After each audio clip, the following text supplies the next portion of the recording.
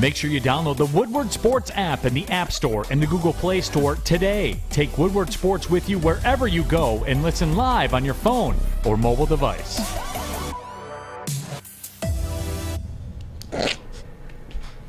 Good morning, everybody. Welcome to the Morning Woodward Show here on the Woodward Sports Network Live, woodwardsports.com. It's Friday. I hope you're all excited, have some great plans for the weekend. We got a great show today. I mean, Bobby Wagner news, Aaron Glenn, Michael Brockers as expected to be cut. A lot of great news. Of course, Jeff and I's player spotlights, your fan mock drafts at 8:30. And Red Wings are in the second wild card spot as of right now. I don't want to overreact. Not to bang the drums on the excitement around the Wings right now, but to win that game against that team that just traded for Vladimir Tarasenko and are trying to make a Stanley Cup push in that fashion in which they beat them, to beat them and be more physical than them was refreshing to watch. Shout out to the Wings. They did a hell of a job. We'll get to Penei Sewell, Monroe St. Brown later. I don't think they'll make this list when the NFL comes out with their version, but it's still nice acknowledgement. Maybe one of them will. Who knows? I'm really not sure what National thinks of the Lions anymore or their players, but hey, we'll talk about them. But we'll start the show with Aaron Glenn getting a contract extension to stay as the defensive coordinator for the Detroit Lions.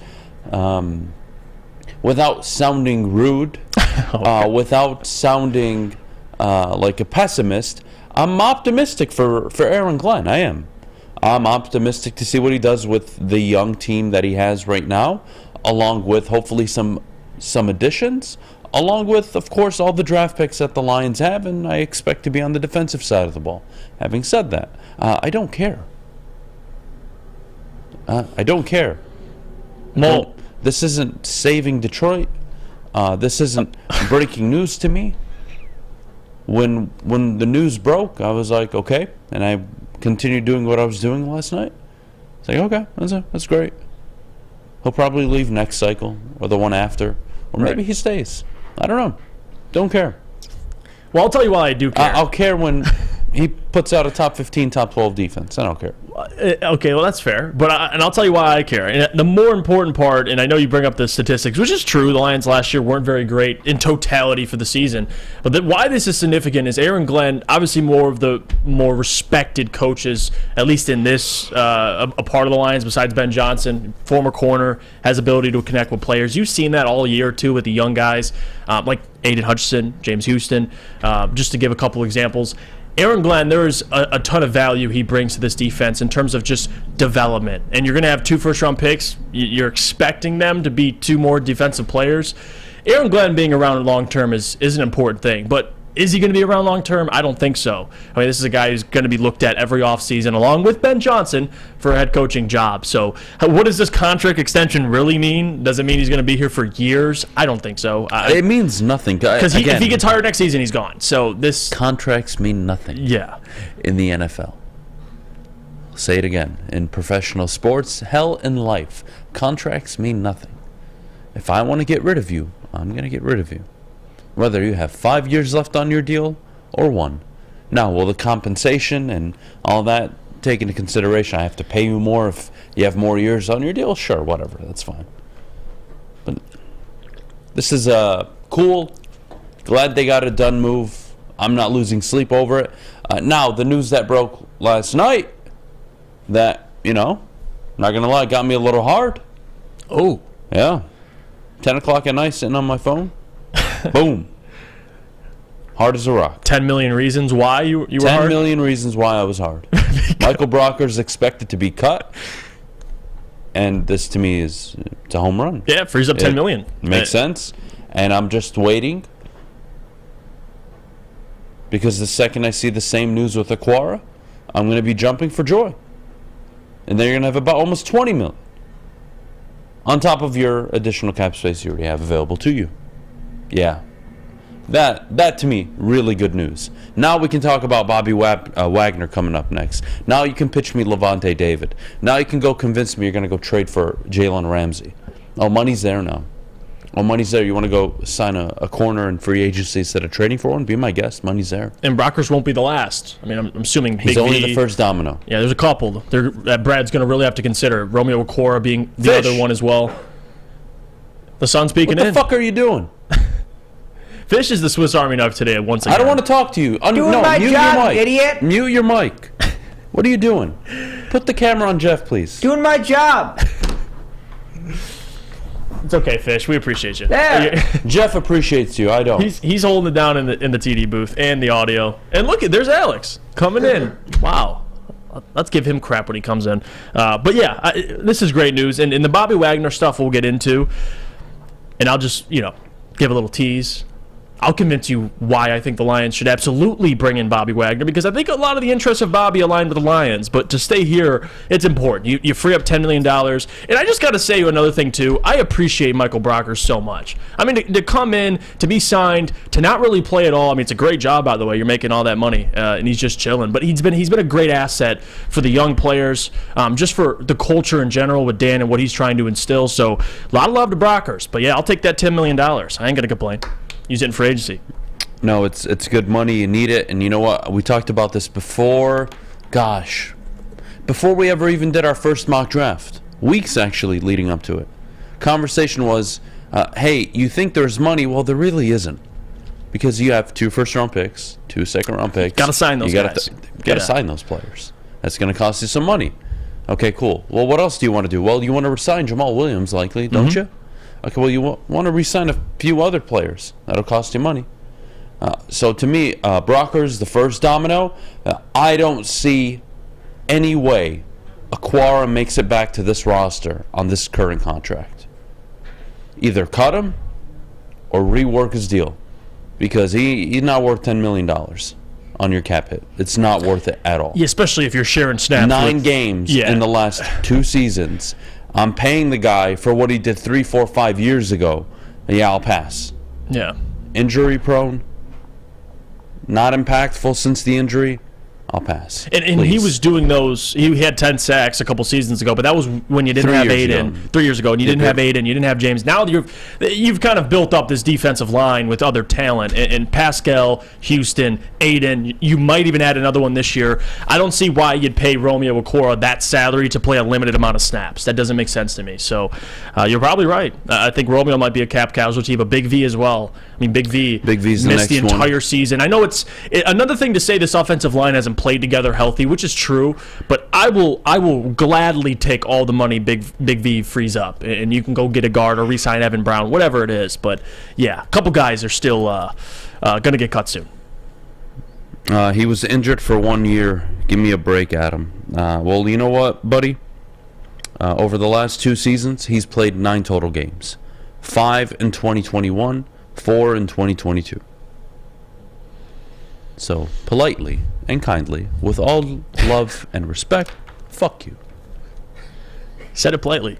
What do you got? What are you doing this weekend, Jeff? Any plans?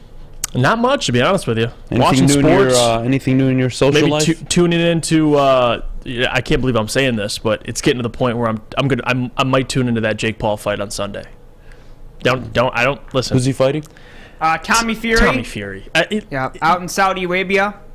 Am I proud to say that? No. But this is where we're at in the season. Here's where it gets of sports. Are you going to legally or illegally stream it? No comment. Oh, why? Just say you're going to illegally stream it, dude. It's fine. No comment. Well, yeah. What are they going to do? Let's just say I won't be any broker afterwards, so it's fine. We'll be all right. Fair enough. You know me so well. Fish, you got any plans this weekend, buddy? I mean, I'm off to Toledo tonight. 2 basketball games, and then hey, tap in, Adam. Motor City Cruise tomorrow. How do you not? Tap in. Never. Jeff, thank you. You should tap in. Rather fuck myself. They have like 5 wins in a row. The Crew. They're looking good now. I know. They're doing better than the Pistons are. Would you rather watch the Crews or Pistons? Have the Pistons even played recently?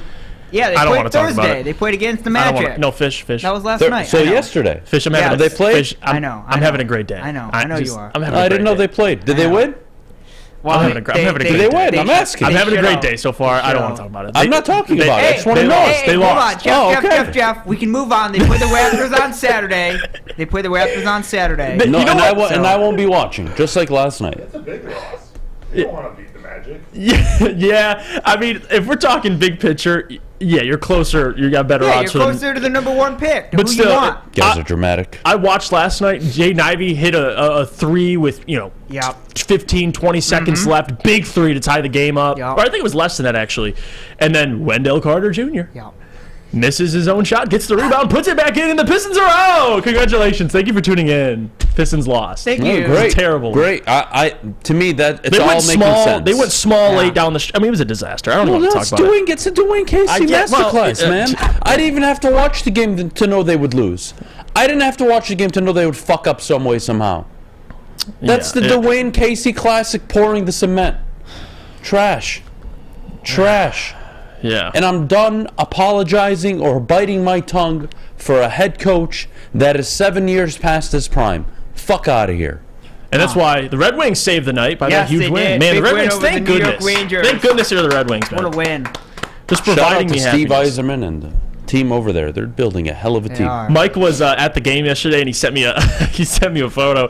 He was above Steve Yzerman. He was on his phone, and Mike's like, I'm trying to get all the inside information. We'll see if he gets a call or anything during the game. But Yzerman was in attendance, and it was nice to see the Red Wings get a win, man, at home. It was awesome. All right, cool. I Well, needed it after look. what I watched. Want to shout out Chop and Buck? Chop and Puck. What are they? This Saturday. They're This recording. Saturday. 1 o'clock. We'll be out this Saturday. D-Mac and Mike Gentry, man. They have a great show. Check Great it out on stuff, the man. Woodward Sports YouTube channel. Yeah. We will be back. And when we do come back, Bobby Wagner and the LA Rams part ways. What does it mean for the Lions? Should they consider making a move for Bobby Wagner? We'll throw a poll in the chat for all of you. Jeff and I will share our thoughts. And then after that, fan mock drafts at 8:30 as always. But before we go, I got to tell you about my good friends over at Planet Fitness. Sign up today. $10 a month. There's not a better time to sign up. What are you waiting for, huh? You want the summer body. You want to look good on spring break. Hell, you just want to feel better. Ooh. What are you waiting for? It takes commitment. Commit $10 a month. Change your lifestyle. Change your health. Your fitness is the most important thing in your life. Take care of it. Get to a Metro Detroit location around you, wherever the hell you live, or sign up at planetfitness.com. We'll see you guys in just a minute. At work and at home, we're there with smarter security solutions. Featuring complete automation with customized alerts and more. For over 90 years, we've been the company that's been counted on to protect what matters most, all with personalized service and care. Right now, for a limited time, receive a free video device plus free installation with a new home system. Guardian Alarm. We protect Michigan. We don't like to brag that we are the toughest sports network in Detroit, but we do have a guy named Darren McCarty on our side. Lemieux and McCarty, who've had a good knockdown drag up. There they go, right on the whistle. They were talking to one another. Woodward Sports. All right, we're back here on the Morning Woodward Show live. WoodwardSports.com as always, 8:15 in the morning on a Friday morning. Ooh, we got some action this weekend. Oh, yes. Tons Got of a lot it. of action this weekend. I can't wait. So much great stuff this weekend. Cricket? There's actually a game going on right now. I'm not watching it, but I probably turned it on. Fish, you No. bowled yesterday, too? I did. Yeah, it was you fun. bitch. Did you put up What- wilt numbers? what- What'd you put up? Well, kind of. 86 and 58, I think it was. So not too Wiltish, great. it's wiltish but- numbers. Yeah, It's respect. not great. I'm not the greatest at bowling either. I'm gonna be honest with you. Like my career high is probably like 150. Oh, yeah, you suck. Yeah. Maz would bowl Oh, yeah. circles around me. It's okay though. Yeah, It's all good, Fish. Did you have a good time, though? I did. It was a fun night. Bowling's fun. Have you been bowling, Adam? I used to bowl back in the Okay, day. it's a fun time going out there. It's a good time. You putting up 200s or what? Yeah, I mean, Yeah, I can bowl. yeah. I mean, Okay, all right. Yeah, I can yeah. bowl. You don't even have to be Alright. very good. I've got my main ball and my spare ball. I actually Oh, have of course I you a set have. at home. Okay. Of course, you're Yeah. that guy. I just haven't bowled in like a year and a half, though. 2 years. Are you the guy that brings your I your have a balls in bag. that bag? Yeah, I have a bag. Yeah. Do you got your Alright. bowling shirt too? Do you have a bowling shirt? Do I have a bowling shirt? Yeah, like Matt has a bowling shirt. The fuck is that? Just wear clothing. Well, I don't know. I'm it's just like I think it's like a college Well, shirt. He has his this name one's on for it. you, Fish. Did you know the XFL ratings were down 50% from the 2020 season? Oh, wow. Yeah, it doesn't shock me. It doesn't shock That you. means interest is just Down. So let me send a message to everybody, the USFL and the XFL. Oh boy. We don't want you. That's the first weekend. Fuck you. That's the first weekend. Fuck you. Fuck you. It also, We don't want you. have to understand, We don't want Michigan you. doesn't have a team in the You're XFL. not football. It's trash. Nobody gives a shit. College football and the NFL. It's a monopoly. I don't want it to change. Let it be a dictatorship for all I give a shit. I don't. I just know when the Michigan Panthers play on April 29th, I or just that know when the weekend, Michigan Panthers play, I'm going to be sitting on this desk on April 29th. You will be talking about the day them. after the NFL draft for 2 hours. Yeah. And I'm not going to mention the they Michigan play that Panthers a weekend. single fucking time. on that Monday, you will mention them. I'm not No, saying you'll do I a whole will not. segment, not a whole And the segment. only reason why they're brought Not a up whole now segment. is because you work here. No, and not- you won't be here on April not a- 29th. That's true. Not a whole So segment. I don't have You to will- worry about anybody bringing up the XFL or the USFL to me. There'll be someone either in the chat or someone will bring it up. I It'll will be on ban the them. prep. I will ban It'll them. be somewhere. I will ban them. Because you're going to, because they're at Ford Field. I'd rather watch fucking cement dry. You're telling me you're not going to at least talk about the Michigan Panthers at Ford Field? I'm telling you, no. You're going to you're bring it up. insisting that I will. Yeah, I'm telling because you no. will. Fish, I won't. You know who I'd rather watch than the XFL? What? Bobby Wagner. Oh. suited for the All right, Lions. pitch me. And I'll tell you why. Sell me on it. So, Rams cut Bobby Wagner. It's clear he can't. It's already been reported. He's looking for a place he can immediately come and win. Okay, so let's talk Bobby Wagner. I have a Lions team that does need a linebacker, coincidentally. And they have Anzalone and Malcolm Rodriguez, but they need a veteran. They need somebody who's productive. And it's crazy to think, too, Bobby Wagner last year, even, with the age, he was the number one graded linebacker, according to PFF. And if you just if you watch the tape, screw PFF, put that to the side. If you watch Bobby Wagner all year, dude can still play at a high level. And he is still one of the best middle linebackers in the entire NFL. So this is a guy you're obviously going to have to consider. You're going to free up money with the cuts you're currently making. Brockers, Vaitai, Romeo Cora. We talk about re-signing Anzalone. Anzalone can kick the curb if Bobby Wagner's available. For a guy who is looking for a team he can immediately come to and try and win, well, I have the Lions, who may be favorites to win the NFC North. You may have an opportunity to host a home playoff game. And to me, Bobby Wagner with this defense, to not only add more of a veteran presence, but productivity, a guy who's been in this league a while, has played at different teams, but also at a high level for a very long time. It's somebody that I think won't be super expensive. He'll be productive. He'll be great for a young defense. He'll hold guys accountable.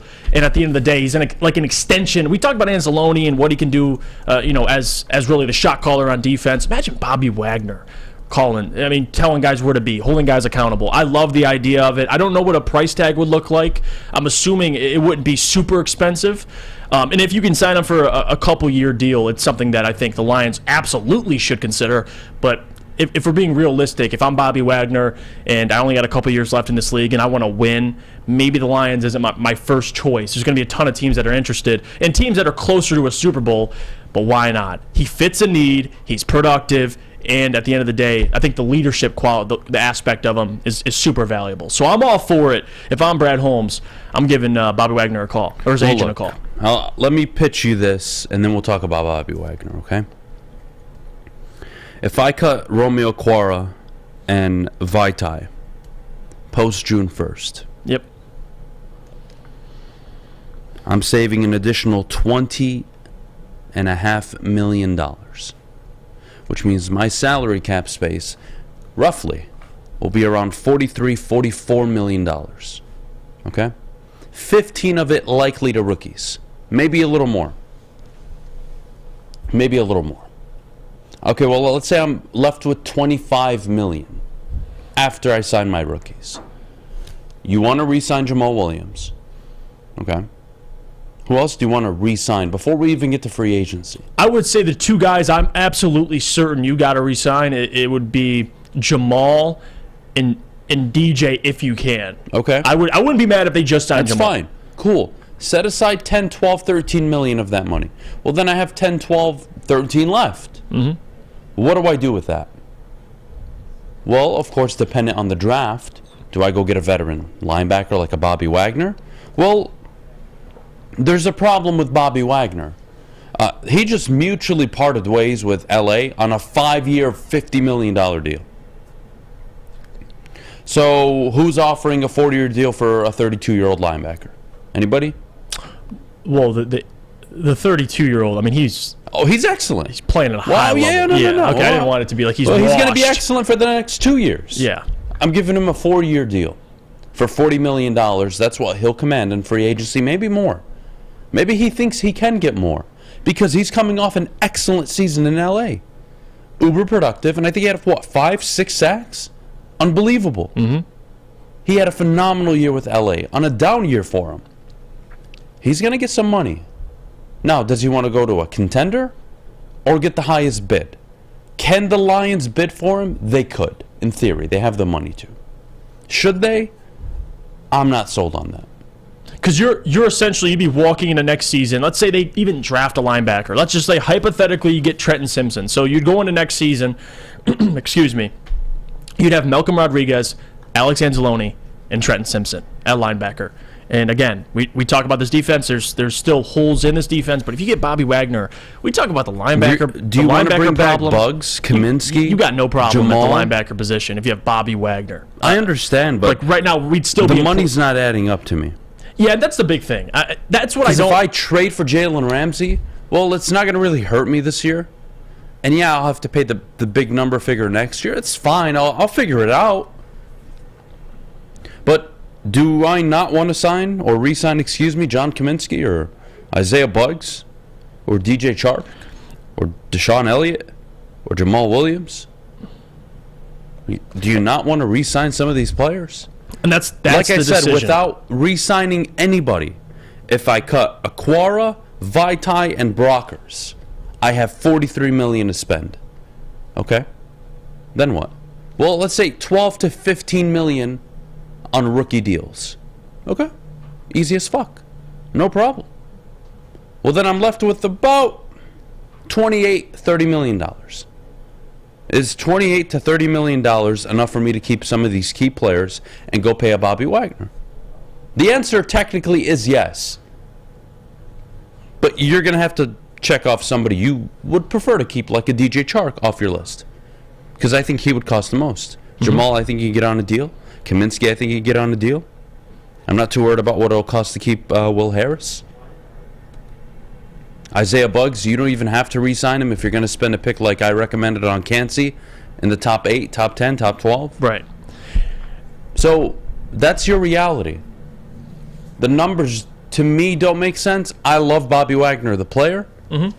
But I just think, unless you tell me he's going to take a 2-year contract for $30 million, I'm not interested. Because to me, he's going to go out and get Von Miller money. Maybe not that number, but that length. He's going to go out and get a 4-year deal, roughly $45 million. No, and again, we don't know Bobby Wagner. We don't know what his interests are in terms of the contract he'd be commanding. But I agree with Justin Station on the YouTube chat thread. He says Wagner could help in just the defense, period, not just linebacker. I mean, I absolutely agree. And people who, talk about, well, and I agree. I mean, to a certain extent, this Lions defense and what Brad's building, they're building it young, right? You got a lot of guys. It's supposed to be, for the long haul. Like all these young players getting better, but you don't have a ton of time you can wait. Like this team's window is opening up right now. So if you think that way and you think the Lions could contend for their division this year, why not go be aggressive and try and add pieces that could put you over the top? I don't think you guys, and I'm really going to try to be respectful here, okay? I don't think you guys understand how this works, honestly. For the Rams to cut Bobby Wagner right now would be cap hell for them. If they were to cut him post June 1st, they would only save $8 million, and they would take on $5 million in dead cap space. What they've done is mutually parted ways. That never happens. This isn't a, hey, we're releasing Bobby Wagner. This is Bobby Wagner and the Rams sat down and came to an amicable agreement. Yeah. Moving forward. In the NBA, it's typically a buyout. This is really uncommon in the NFL. So he's going to be a free agent. Rams are going to save all the money in the world, and they're going to be happy. Both sides are happy. He can go out and get maybe more money. And like I mentioned, he's coming off an excellent season. Would I love him in Detroit? Fuck yeah. Great linebacker. Money is going to be tough. Yeah, the money's got to make sense. Money, it's not that it has to make sense. I would overpay for that good of a linebacker. What's the problem? Well, I want John Kaminsky back. I want Jamal Williams back. I'd like to sign my 2 first-round picks, my 2 second-round picks.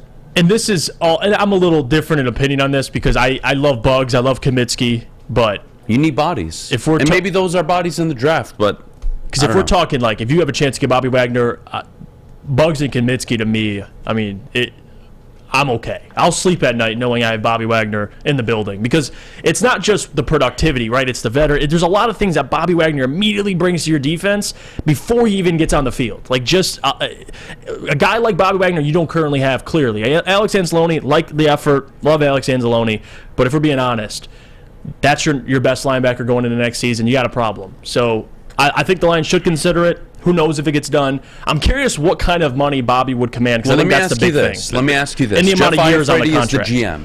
All right, You're the GM right now. I give you the option. Jeff, you can resign the players you'd like. A few casualties, though. Okay. Okay. Now, you're going to sign all your draft picks. I'll give you the board, draft whoever you want. But Jalen Ramsey, Bobby Wagner. Who would you rather have on this Detroit Lions team? And I told you it was affordable to go out and trade for Jalen Ramsey. That's what I want to know. I would say Ramsey. Yeah. Because he's guarding number 1 wide receivers. I mean, that's huge. Am I probably going to have to give up a second-round pick? Yeah, maybe. Am I going to have to give up a future 4th-round pick? Yeah, maybe. But I'm getting a top 5 corner in the NFL. And he's only, 28 years old? And yeah, he's expensive. But I've got Penei Sewell, Amon-Ra St. Brown. I've got Jameson Williams. Right. I've got Aiden Hutchinson, Josh Pascal, James Houston. I've got a boatload of players, Malcolm Rodriguez, Kirby Joseph. You want me to continue? All on rookie deals. And you're going to add a couple more. I'm not paying anybody anytime soon yet. So yes, Detroit, you are in a position to go out and pay a Bobby Wagner or a Jalen Ramsey. My problem with Bobby Wagner is I do think he's going to be available in the market looking out for his last big contract. Would you give a 4-year contract to a 32-year-old? The only 32-year-old you would give it to is a quarterback. No other position. You wouldn't sign a running back to a 4-year extension, a wide receiver to a 4-year extension, maybe an offensive lineman? At the age of 32, maybe if they've shown durability, but even then, you would question it. You wouldn't sign an edge rusher on a 4-year deal unless you're Buffalo and you fucking sign Von Miller to a 5-year deal or 6-year, whatever it was. Ridiculous. You don't sign a linebacker at 32, a corner at 32. You don't just, it doesn't happen. So I'm curious. I really am. To me, Ramsey would be ideal, but who's more attainable? I think it's Wagner, no? Yeah, no, I think that's fair because you'd have to go out and, Wagner wouldn't cost you assets. You can just go sign Wagner. So they're both great players. Obviously, the Lions need help at both positions, linebacker and corner, but you had to at least bring Bobby up. I don't personally, if I had to give a guess, I don't think Detroit's the destination for him personally. Obviously, we don't know Bobby, but I'm assuming he'd go to a team that's, a player away from winning a Super Bowl. But that's just me. But the Lions should at least be interested. I mean, how can you not? The guy was. We'll see. He was off the charts last year, even at his age. They have draft capital, man. They have the draft capital to move up. They have the capital to draft the linebackers in the late 1st, early 2nd round. They can do whatever the hell they want this year. To me, it's like a nice summer day. You're driving down Woodward, windows down, not a care in the world. Like, to me, that's what being a Detroit Lions fan is right now. Mm-hmm. Heading into the draft. I'm not worried. I've got the right GM in place. Yeah, I'll like a few players more than you will, and everybody at home will. Fine, and you'll have the same for yourselves. You'll like somebody maybe that I don't like as much, and that's fine. We can do that all day. But when it comes to positional value, I've never seen a fan base more in tune to what they need. You need a corner. You need a linebacker. You want help on the interior. You know exactly what this team needs. I don't got to sit here and tell you that. What am I, your father? You know exactly what they need. This won't be an argument heading into the draft like last year was, a quarterback, safety. Shut the fuck up, get an edge rusher. Right? Then Dad has to step in. This year, I think we're all on the same page. Yeah, we are. Now, the Beydoun people, I get it. I'm not going to call you a bunch of fucking idiots. I'm not. I get it. Can't wait to break him down later. I just have a philosophy. I don't spend first-round picks on running backs. What are you, Mel Kiper? No, I'm not a fucking idiot. Nah, I'm joking. And by the way, Patrick, best comment so far. I think it summarizes everything we're talking about. He says it's great to be in this position. Oh, yeah. Just to have these conversations, man. What a time. All right, look, let's take a break. When we get back, fan mock drafts coming up next. As always, this is probably one of my favorite moments of every show. Oh, yeah, I got a couple. I already sent them. I can't wait. Alex, get ready. We'll be right back, but before we do, I got to tell you about my good friends over at Cousins Maine Lobster. Try them out today. Scan the QR code or go to cousinsmainelobster.com. Find out where their food trucks are. Give them a try. I would recommend the lobster tacos, and the clam chowder soup. That's my go-to. If you want some tots on the side as well, they're pretty damn good. So check them out, cousinsmainelobster.com. Saturdays at 1 p.m. Make sure you're watching WoodwardSports.com for our new show, Chompin' Puck. He shoots! He scores! With four-time Stanley Cup champion Darren McCarty and Michael Gentry, Chompin' Puck is taking the Detroit hockey community and giving them a voice. Pros to Joes. You'll get the best Detroit hockey coverage around. Chompin' Puck. Saturdays 1 p.m. on WoodwardSports.com. You're about to be shell-shocked. The catch of the day is in. Big Boy Seafood Fest is officially back. Join us for some of your favorites like our popcorn shrimp and pike perch platters and our classic fish and chips. This year, we've reeled in some fresh catches like our shrimp Alfredo, shrimp stir-fry, and our fish sandwich. And especially, don't forget about our all-you-can-eat Friday night fish fry buffet. Every day is a fish fry at Big Boy. My name is Lee. I've lost 35 pounds on the Custom Health Center program. So the three biggest benefits that I've gotten from this program has been I'm not snoring anymore, I have a lot of energy, it's great, and oh, by the way, look at this. No, I'm just kidding. No, I'm just kidding. Call us at 844-789-THIN or visit CustomHealthCenters.com for a free consultation and get started for as little as $5 a day. Woodward Avenue, the first paved road in America. Woodward Sports, the first sports network born in Detroit and made for Detroit. All right, we're back here on the Morning Woodward Show live. WoodwardSports.com as always. Adham, Beydoun, Jeff, Iafrate. Jeff, I've been having fun with this. I'm not going to lie. I've been having fun with this. But, fan mock drafts, everybody at home, thank you for submitting. We'll start throwing them up shortly. I just want to say, so far, I have not been triggered by any of your DMs. I'm trying to catch up, by the way. There's probably like 94, 95 of you that I have not gotten a chance to even read. I apologize. Me too. I'm trying to get to everybody. It is ridiculous. I'm trying to get to everybody. But I appreciate it. Yep. So keep sending them. And eventually I will respond, I promise. Having said that, I haven't been triggered yet. I haven't seen anybody do anything blasphemous outside of, Jackson Smith and Jimbo, I think at pick 18. That one pissed me off. But, I've been cool, calm and collected so far. I've got sent a couple that, their intention was to piss you off. I haven't. Well, I don't want those. I kind of want those though. I want. We'll see. Honest decision making from all of you at home. Okay. So Alex, whenever you're ready, feel free to throw them up and we'll get started. All right. This first one. So already unrealistic. So this is. Let me just break it down. This isn't happening. So this. Okay, this isn't happening. It's just not happening. But in the scenario this happens, I would have ejaculated all over my dining room table if this were to happen. All right? Unbelievable. Jalen Carter, pick number 6. Miles Murphy, 18th overall. I don't mind it. Would have preferred a corner, but I see later on you went and traded for Jalen Ramsey. I still would have used that pick. To me, this is Drake's. If this was Carter, Porter, Trenton Simpson, Hendon Hooker, everything stays the same. To me, it's an A-plus draft. Miles Murphy, to me, that is a bit of a luxury pick. You've got Adham, you've got Houston. In this theory, you now have Carter. You would have re-signed a few people, that you're already playing for you on the defensive line this year. Miles Murphy, to me, is a reach at 18 because you addressed your needs with Jalen Carter at 6.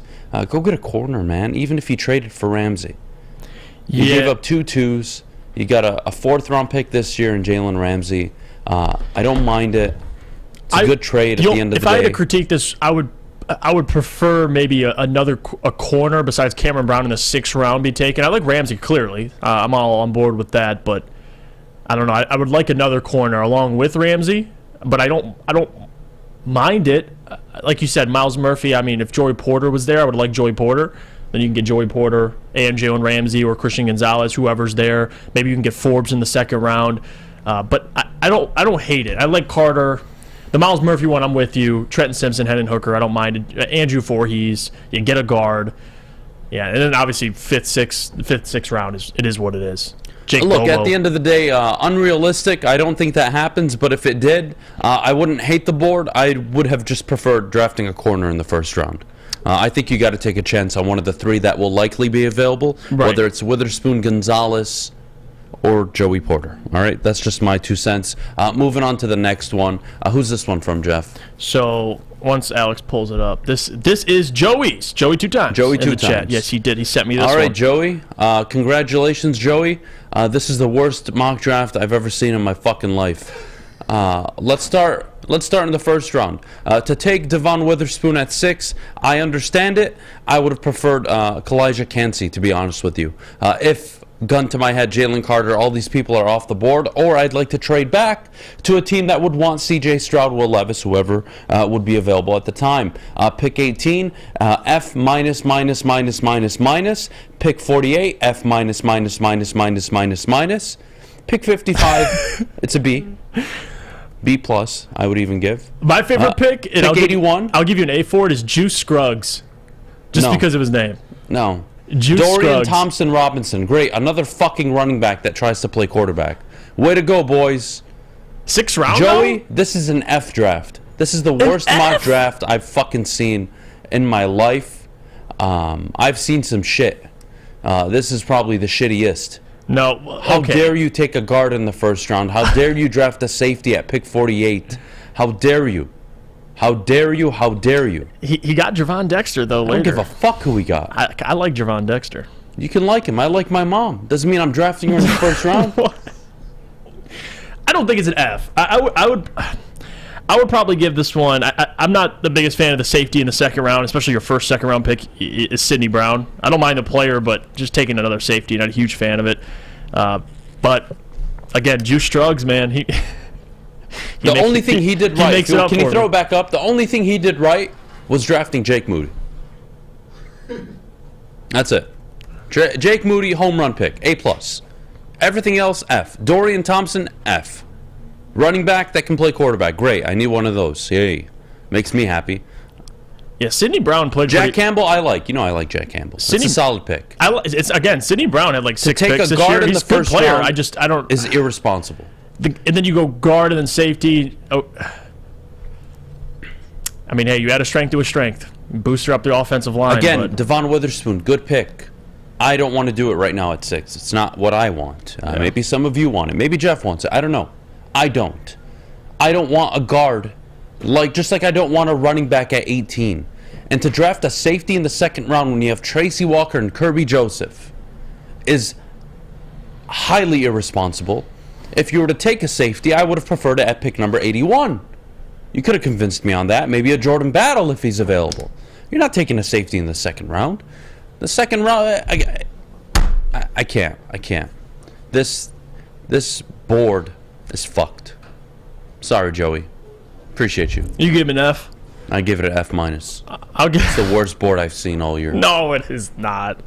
There are some worse ones. No, Joey, I didn't think you did terrible. I would probably give you what, a B minus? You're so fucking kind. No, I didn't mind it. I like the players. I just don't agree with maybe I can the like positions. the players. Yeah. I don't. Again, the players are nice. Yeah. They are. Lawrence is a good guard. Nothing wrong with him. You just don't want to guard. Not for the fucking Lions. You just don't want to guard at He's a 18. good player. I don't need a guard right now. Yeah. Not in the first round. You guys just have different philosophies. That's why you're not a big fan of it. You're not taking a guard at 18. If I was the owner of the Detroit Lions and my GM walked away with that board, oh my God, I would grab rope, tie it onto the ceiling, and I would hang the motherfucker outside of Allen Park. Fucking show me a board like that. Not really what I would go for, but I had okay. a top 5 offense last year. I had one of the 3 best offensive lines in the NFL while my offensive line was injured. And you want to talk to me about drafting a guard in the first round? Solidify the offensive line. Shut the fuck up, all of you. Wow, all right. Bunch of goddamn idiots. Weren't you in a good mood a little while ago? Bunch of goddamn idiots. Dorian Thompson-Robinson, a literal running back playing quarterback. He's pretty good.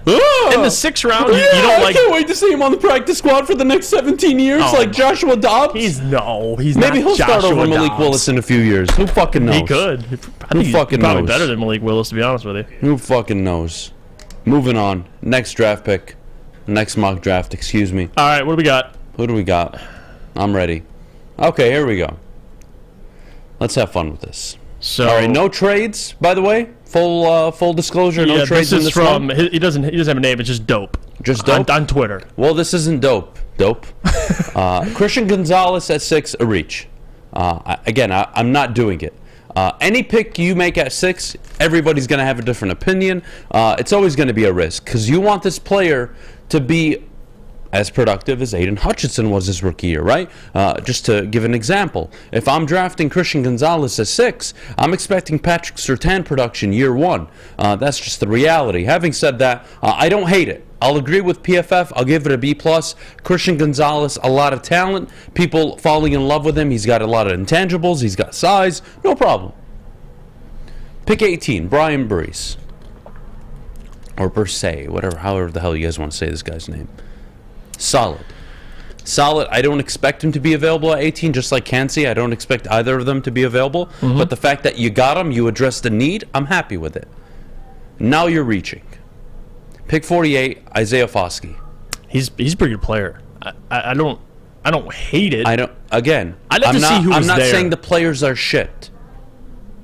But I drafted a corner. I drafted an interior defensive lineman. Now you get an edge rusher. I'm still missing 2 very key important positions right now. I'm missing another corner and a linebacker. We're getting there. Wait, no. Wait.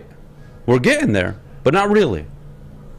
To draft Isaiah, again, it's about priorities to me. The player's fine. I don't have a problem with the player. It's fine. I'd give it a C. I'd give it more than what PFF gave it. But I'm about priorities. And I also like to look at my GM's history, and he has a habit of doubling down in back-to-back rounds on a position of need. Corner and linebacker positions of need. Address it. But he does it 7 picks later with DeMarvion Overshawn. Somebody that lacks maybe the mental side of the game. Struggled at Texas in really understanding coverages. But he is a physical player. I think he needs work. And Clark Phillips, solid pick. Clark Phillips is one of my favorite corners. So, really? Yeah, in the 3rd round to get him, I think that kind of solves that issue. You get 2 corners. Clark was, go watch his tape this year at Utah. It's unbelievable. All right, a tight end in the 5th round, I don't mind it. Kenny McIntosh, sign me up. I don't mind. Running backs later on in the draft they give you a B-. I'll give you an A+ for any running back you take in the 5th round. Yep. Or the 6th round. And D. Winters, I actually like. He had a good game against Michigan towards the tail end. Not the fastest linebacker. 6th round probably where he should go, but hey, I don't mind it. 2 linebackers, 2 corners. You walked away with double up. I don't mind it at all. Good job. To me, this is going to get a B+. I'm going to give it more than what PFF gave. I think it's a B+. It's solid. Isaiah Foskey prevents this from being an A or A-. I just think that's a reach, in my opinion. Again, good player, but I just don't think for the Lions. I always try to think from the Lions' POV.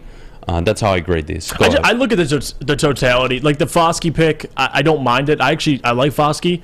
The more I'm watching him, if you saw what he did at Notre Dame, go rewatch it. I mean, in the second round, I don't hate it, especially if you follow it up with the back-to-back. You take your linebacker, you take another corner. Depending on which way he would have went after Foskey, that's kind of my opinion on it. But what he did, I don't mind it. I would give this draft similar to you. I'd probably say B+. It's solid. No, it's I solid. like it. I do. Again, throw it up one more time, Alex. I'm sorry. I'm not even. Do I have preferences? Yeah. Would I prefer a Kalijah Cansey right now at 6 and Joey Porter at 18? I would. Would I prefer trading back to 9 and doing the same thing? I would. But do I hate Christian Gonzalez? No, I don't. Do I hate Brian Burris? I'm not in love with him. I don't hate him. It's fine. I think you could do better at 18, but again, solid. It's just preference. Yeah. We'll take a break. And I'm not mad about the Gonzalez pick, but to your point, like if you're taking any corner, this goes for any corner at 6. Yeah, you're expecting him to be that dude right away. 100%. And that goes for Witherspoon. That goes for any corner. All right, we'll take a break. When we get back, Jeff's player spotlight. Beydoun Robinson on the board today. Oh, yes. I can't wait for this. And you know what? We might do fan mock drafts coming back out of the break. We got a ton of requests, so maybe we'll do that after player spotlights. We'll get to that coming up next, but before we do, Jeff, our good friends over at the Sports Marketing Agency. The Sports Marketing Agency helps spread awareness about mental health and substance abuse. Their new podcast, This is the S Word, helps fight the stigma about seeking help. If you or someone you know is struggling, head to thesportsma.com for more information. Love Woodward Sports? Love wearing clothes? Then you should be wearing Woodward Sports clothes. Check out our full line of merch at woodwardsports.com. Just click on Shop. We have all your favorite designs, like Dan Campbell kneecaps, Beverly Hills Golf, Woodward Golf, and of course, our own logoed out merchandise. Men, women, infants, kids all love Woodward Sports. Impress your friends. Impress your boss. Impress your dog. Buy Woodward Sports merch today. Introducing the Planet Fitness Guide to getting that post-workout glow. Step 1. What's your why? More epic energy? Better sleep? Blow off steam? Step 2. Join Planet Fitness for just $10 a month and get moving in our clean and spacious clubs. Step 3. Bask in that post-workout glow. Join Planet Fitness today for just $10 a month. Join today at any of the 50-plus Detroit area locations.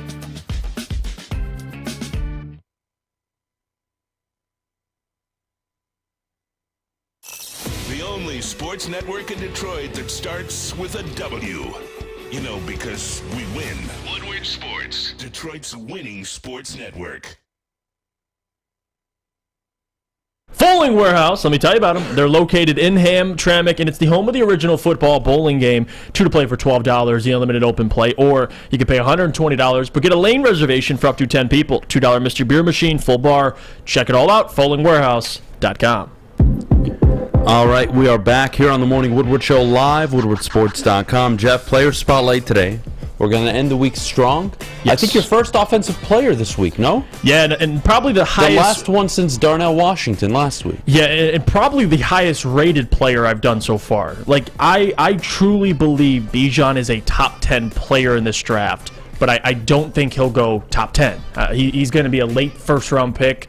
I don't think he falls later than that. If you're looking at just the NFL in general, they kind of moved away from that philosophy of taking running backs. The last running back to be taken that high was Saquon Barkley, and honestly, deservedly so. I know you look back and the injuries he suffered. He was that talented in college where the argument was legitimate.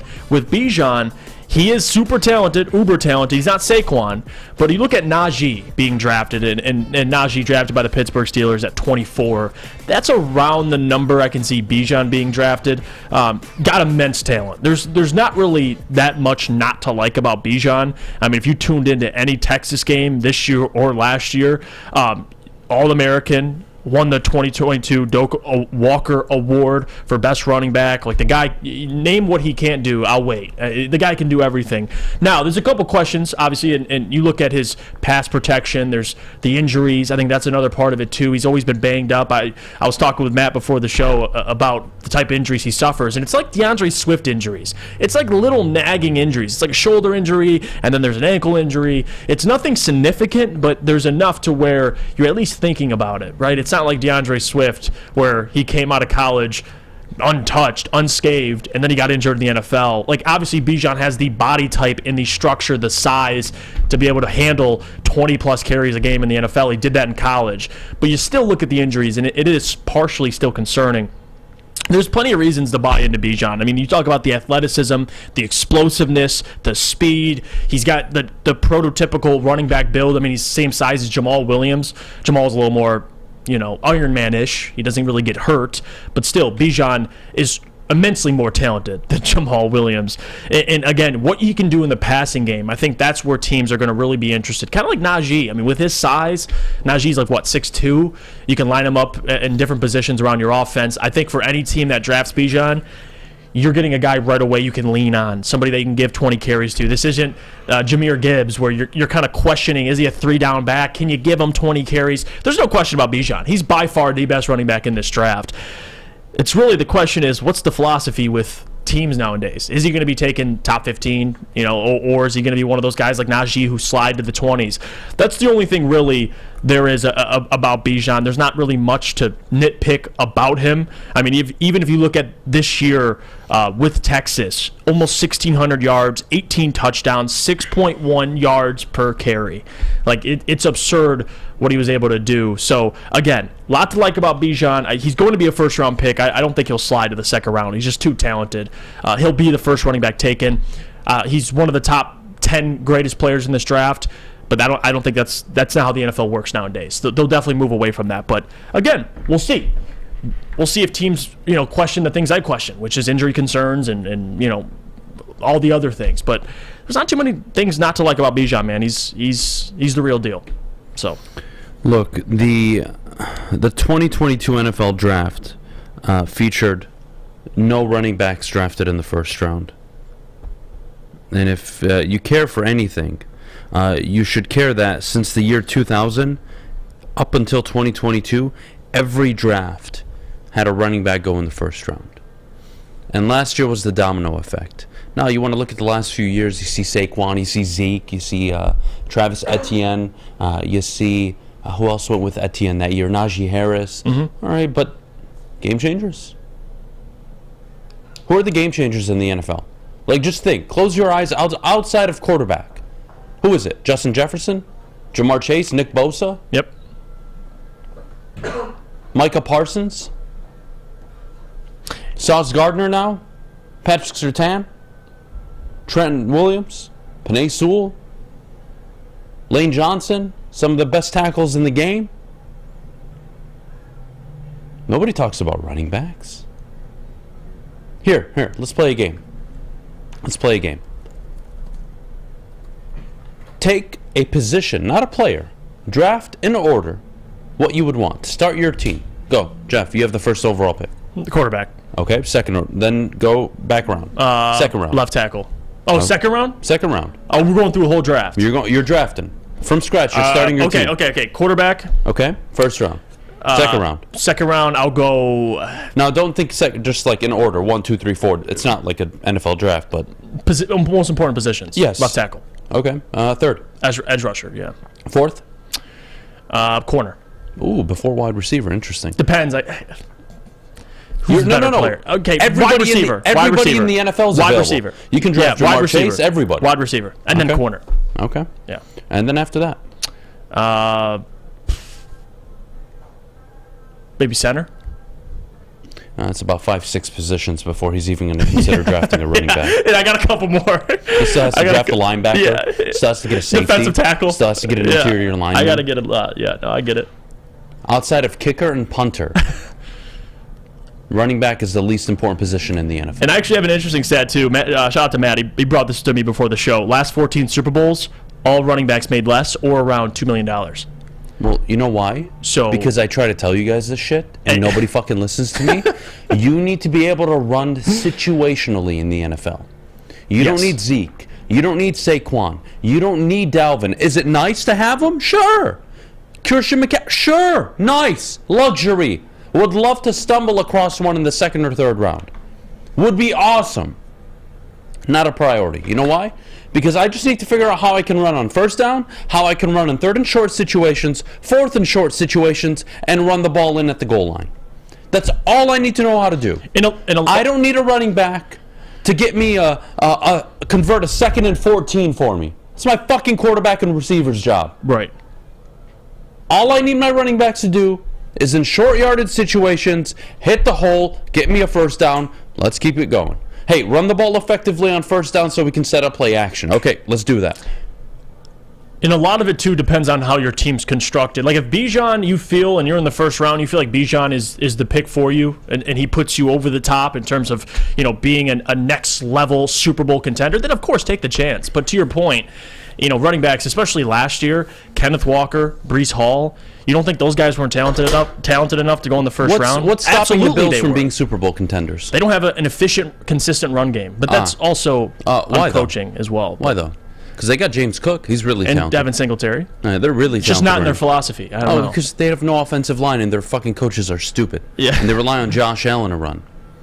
The Eagles are running into this problem. Miles Sanders doesn't get the ball moving. Mm-hmm. Now, they may consider the Eagles, because they have 2 first-round picks, they may consider Beydoun. And I think that'd be a home run for them. I agree. Because I don't want my franchise quarterback carrying the ball 12 times a game. And Just me. Miles Sanders is a free agent. Let him walk. Go bring in Beydoun. Move on. I don't mind that for the Eagles. But they're the only team that can justify a running back in the first round. That it reminds me of, it's like the Chiefs when they took Clyde Edwards-Helaire. Yeah. They were just kind of like, you know what? Luxury pick. And he didn't even work out, by the way. And Jonathan Taylor went in the second round with all the talent he had. And you know who was their starting running back in the Super Bowl that they just won? 7th round pick. A 7th round draft pick. Didn't even end up being the first round pick. Here, I'm going to name you some running backs, and you tell me if you like them. Kenneth Walker? Yeah. Okay. Hell yeah. Breece Hall? Yeah. Okay. James Cook? Yeah. Rashad White? Yeah. Damian Pierce? I do, yeah. All right. Okay. Tyler Algier? Yep. Oh, you like him. Interesting. Isaiah Pacheco? Yeah. All those running backs were taken in the second round or after, up until the 7th round in this past draft. And this is the only thing that differentiates Beydoun from those guys is, I guess, the upside or the talent. What do you like? If you're going to make a legitimate argument, Beydoun kind of moves the needle for the rule book of you don't take a running back in the first round. I can get with that. Well, let me ask you, what do you think of Najee? He's damn good. Oh, okay. He's good at Alabama Travis Etienne? Pretty damn good. Yeah, he was good in college. First round draft picks. Would you prefer them and wasting a first round pick on them, or would you have rather selected Javonte Williams, Kenneth Gainwell, Chuba Hubbard in the 4th round, Ramondre Stevenson in the 4th round, Elijah Mitchell in the 6th round? Would you prefer spending a 4th, 6th round pick on those kind of backs? Yeah, now we're talking. Oh, yeah. This is why you don't draft running backs, guys. And I'll agree with everything you said about Beydoun, by the way. Dynamic, explosive, probably the best back to come out. You could argue talent-wise since Saquon Barkley. I think that's fair looking at this running back. That's why I don't have an issue with him in the first round. Even though I agree with you. Not for my team.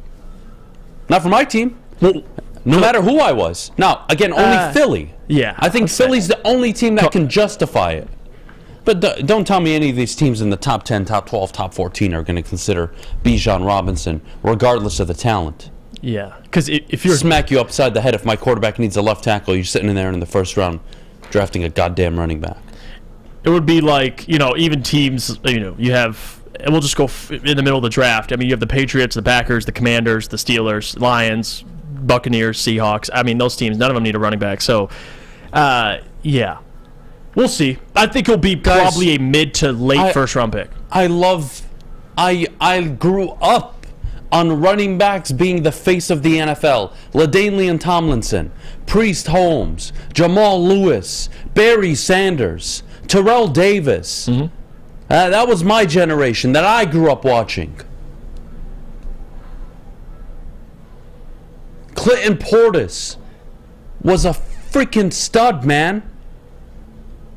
Running backs used to run this league, and now they don't. You used to be able to win with Trenton Dilfer and Brad Johnson and your mom. Well, now you can get there, but you can't win. Last one to win what? Joe Flacco? Nick Foles? Yeah.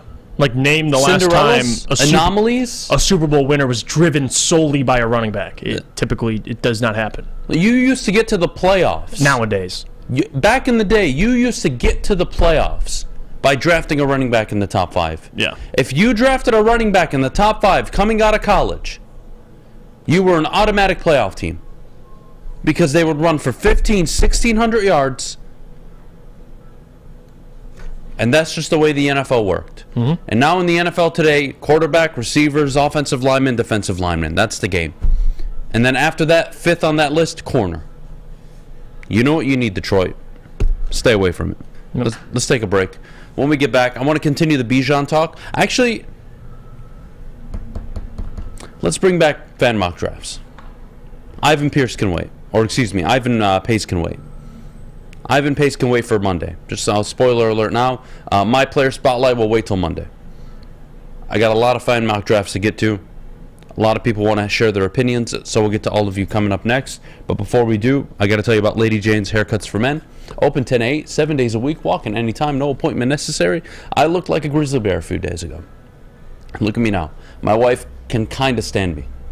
And I think I look pretty damn good if you ask me. So shout out to all the girls at Lady Jane's Haircuts for Men. Check them out.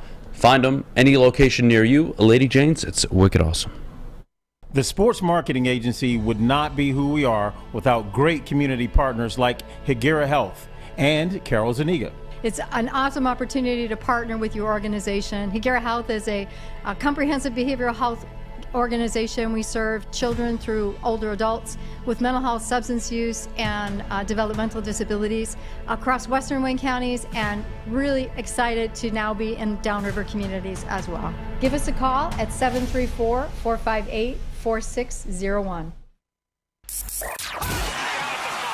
3 NBA championships. Detroit fans were there. 11 Stanley Cups. Detroit fans were there. 4 World Series wins. Detroit fans were there.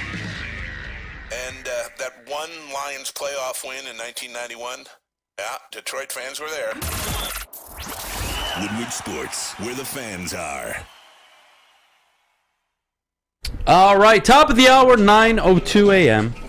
Here on a Friday morning. I hope you're all having a great start to your morning. Thank you for joining us. Adham, Beydoun, Jeff, Iafrate as always, woodwardsports.com. All right. By demand, I know you guys think maybe I give you a hard time in the chat. But, I do appreciate you guys. From the bottom of my heart, I do. Oh. So when I see that you guys want to stay on something or really want to talk about something or are passionate about it, damn it, my job is to make you happy. And if I'm not doing that, please feel free to never watch this show. Because if I'm not doing a good enough job, I don't want to be wasting your time or my time. Having said that, here's what we're going to do. All right? Mock drafts. More mocks. And we'll start with this first one. And just so I don't botch the name, we're going to start... Well, you need to put it on screen first, Alex. I apologize. I'm pretty sure this is Joshua's. Yep. This is Joshua Rosado's. All right, he trades back with Carolina, which I think is a great move. Yep. It's a great move. That means Stroud is likely there. They want him. They trade up. You get a future, let's see. No, you just get a second-round pick and a fourth-round pick. All right, fine. I'll live with that. I'll live with it. Jeff, Kalijah Kancey at 9, A++ for me. Joey Porter at 18 gets an A for me. Oh, you know how I feel about Forbes. And you know this dude now. This is your favorite corner on the board. Yep. At any time past, pick 18? Yeah. Emmanuel Forbes, I know you love him. They gave him a B+. I'm giving it an A. Yeah, me too. You just addressed the secondary, 100%. Trenton Simpson, I like the idea. An athlete at linebacker coming out of Clemson. I don't mind it. The center pick. I'm sure it'd be. I want your thoughts on this one. I don't know if his intent was he's going to be moved to guard. I'm assuming that's what I did. I drafted a center, but you'll move him to guard. Assuming that, at 65 too, you trade to get pick 65 and you take a center. I'm not in love with it. I'm going to be honest with you. Not a huge fan of it, but again, I don't know much about Joe Tippmann. He could be good. I don't know, but I'd have to see who was on the board, to be honest with you. But he kind of makes up for it. You get Jordan Battle. That was what pick. I was going to say next. Regardless of what he did at 65, what he did at 73, excellent. Excellent. Kind of saved it with that Jordan Battle pick. Again, another third-round pick at 81. It's way too many picks for me in the second and third round. That's the only issue I have with the board. I don't think realistically, financially, you want to put yourself in that position. That's a bit ridiculous in my opinion. I'd rather either those be A, future picks, or B, I would have just maneuvered a few of those picks, and instead of picking at 55, I'd pick at 39 and 44 maybe. And then I don't have this headache of second round pick after third round pick after third round pick. That's like way too much for me, but it's fine. Moving on, fourth round pick, you get a tight end. I don't mind it at all. Deuce Vaughn in the fifth round, love it. Love running backs later on in the draft. Clayton Tune, don't mind a quarterback in the sixth round, no problem at all. And another tight end I find a bit odd, but overall this board to me gets an A, because your first three picks alone send me home very happy. What you did after, there's good and there's bad. But Joshua, your first three picks, your first three moves, I'm in love with. I think it's too many picks. What do you think about Clayton Tune, quarterback in the sixth round? That's the sixth round pick. Don't give a shit. Oh, if he hits, great. If he doesn't, great. I don't give a fuck. So why'd you hate the Finney Smith one? That was in the because sixth he's round. a fucking running back. He's not a quarterback. But if he doesn't hit, who cares? That's what you just said. Intention matters. Intent matters. Okay. All right. If I take you to the strip club, the intention is that you're going to see some naked women. Okay? Yes. Yes? Yes. Okay, cool. Yep. But if I take you to the strip club and it's a bunch of dudes with their dicks out, you're not going to be so happy with me, are you? No. All right, shut the fuck up. I would not be happy with you. I don't mind it. I like, again, the whole sixth-round quarterback philosophy, I don't mind it. You take a chance on any guy, Clayton Tune, Finney Smith, doesn't matter. But I like this draft. Too many picks, though. Way too many. That's my problem. Financially, it doesn't make any sense. Yeah. Way too many second and third round picks. But again, Joshua, I love the players. I love the board. I wouldn't have maneuvered that many second, third round picks. I would have either A, gotten them in the future, or B, tried to have traded up and maybe gotten a better player. But I love the first three, man. Yeah. I love the first three. Great stuff. Great stuff. All right. Moving on to the next one. This one comes from, I hope I don't botch this name. Come on, Adam, get your shit together. It's an easy name. Jordan Landfair. Jordan Landfair submitted this one to me just recently, actually, Jeff. And this one is an interesting mock. So no trades. And to me, this is where I just want to understand why people do what they do. Okay? 2 tackles? 2 tackles and Jaden Reed in the third round. I have a problem with. Ooh. If I'm honest with you, again, I gotta be consistent. Ooh. 6 and 18, I can live with, but I'm not walking away super happy. I'm not. Pick 48, I'm disappointed. Because what am I doing? Am I trading Taylor Decker? What am I doing? Because if I trade him post June 1st, I save $14 million. But I eat $5.5 million. If I trade him before the draft, I'm fucked. Because then I get $15 million in dead cap space. So I got to wait till after the draft anyways. Now, to me, you drafting DeJuan Jones means we're moving on from Taylor Decker. And I don't think that's the move right now. Did I think it was a move 2 years ago when you were literally the shittiest team in the NFL? And you had no future, and Penei Sewell was struggling in the preseason? Yeah, maybe. Yeah. I'll be honest. I don't agree with it, but to me, that's all, like, dependent on what do you do after the draft. Right. Hey, post-June, we're trading Taylor Decker. Everybody knows we have to trade him, so there goes his value. I would have liked if... I don't mind DeJuan Jones. He's a massive human being. I mean, he's one of the higher... I guess if you look at potential of tackles in this draft, he's up there. I mean, 6'8", with his size, his fluidity. I like the pick, or at least the player, excuse me, but the tackle at 48, I don't know. And again, to your point, you'd have to assume you're grooming him to replace Decker, or you're sliding him to guard. I don't know. I don't mind the player. I just don't like, if you're going to take DeJuan Jones and take a quarterback instead of Ryan Hayes, take something else. 2 tackles, not in love with that, but I like Murphy, Trenton Simpson, and Devin Witherspoon. So, you got a couple good players. And I don't mind the Jaden Reed pick. In the third round, but overall, not a bad draft. Not too bad. But if DeJuan Jones is playing guard, I'm all for it. Guy's huge. I'd probably give this one the same grade that PFF gave it, maybe B+. I don't mind it.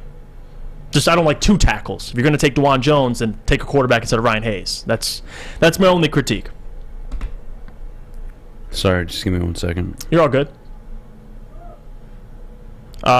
Joey 2 times says, yeah, you play DeJuan Jones at guard easily. Yeah, I agree. I mean, if you're sliding him to guard, Jesus, you'll be okay. Perry Ball says Decker's getting old and injuries are catching up to him. I don't know. I mean, to be honest with you, last year he was pretty healthy and he played well. So I like Taylor Decker a lot. I know he's making a lot of money and he's getting older, but as long as he's productive, I have no issue with it. And if DeJuan Jones can play guard and then slide to left tackle when you make a decision on Taylor Decker, I'm all for it. I don't hate it. And DeJuan Jones is someone I'm hearing more and more about as the draft comes closer. Again, I don't hate the player. I'm just trying to understand your strategy here, Jordan, because there's Penei Sewell and Taylor Decker. I'm not sure what it does for me. I would have to assume he's playing guard. But and then wait for Decker to leave eventually? I mean... Yeah. Again... I just don't like 2 tackles. I don't mind the tackle. I just don't like you taking another one in the 6th round, Ryan Hayes. I mean, take Clayton Tune. I mean, take Finney Smith. I don't know. I want to maneuver into the 30s. That 40 to 50 range, who knows how it's going to fall. Excuse me. Getting in that Dorian Thompson? Yeah, Dorian Thompson. Instead of Clayton Tune? I keep seeing Finney Smith. I just watched the Mavericks the other day. Or, excuse me, the Nets the other day. Yeah, Dorian Thompson. In the 6th round? Yeah, I don't hate it. Why? It's a 6th round pick. If Thompson's there, or... If you're going to line him up at running back, I'm game. Dude, you can't be serious. Come on. You can't be serious. I'm very serious. That's my problem. I'm not going to debate you over a 6th round pick. I mean, I'm not debating you over. You're taking a flyer. I would rather draft a running back or an actual quarterback.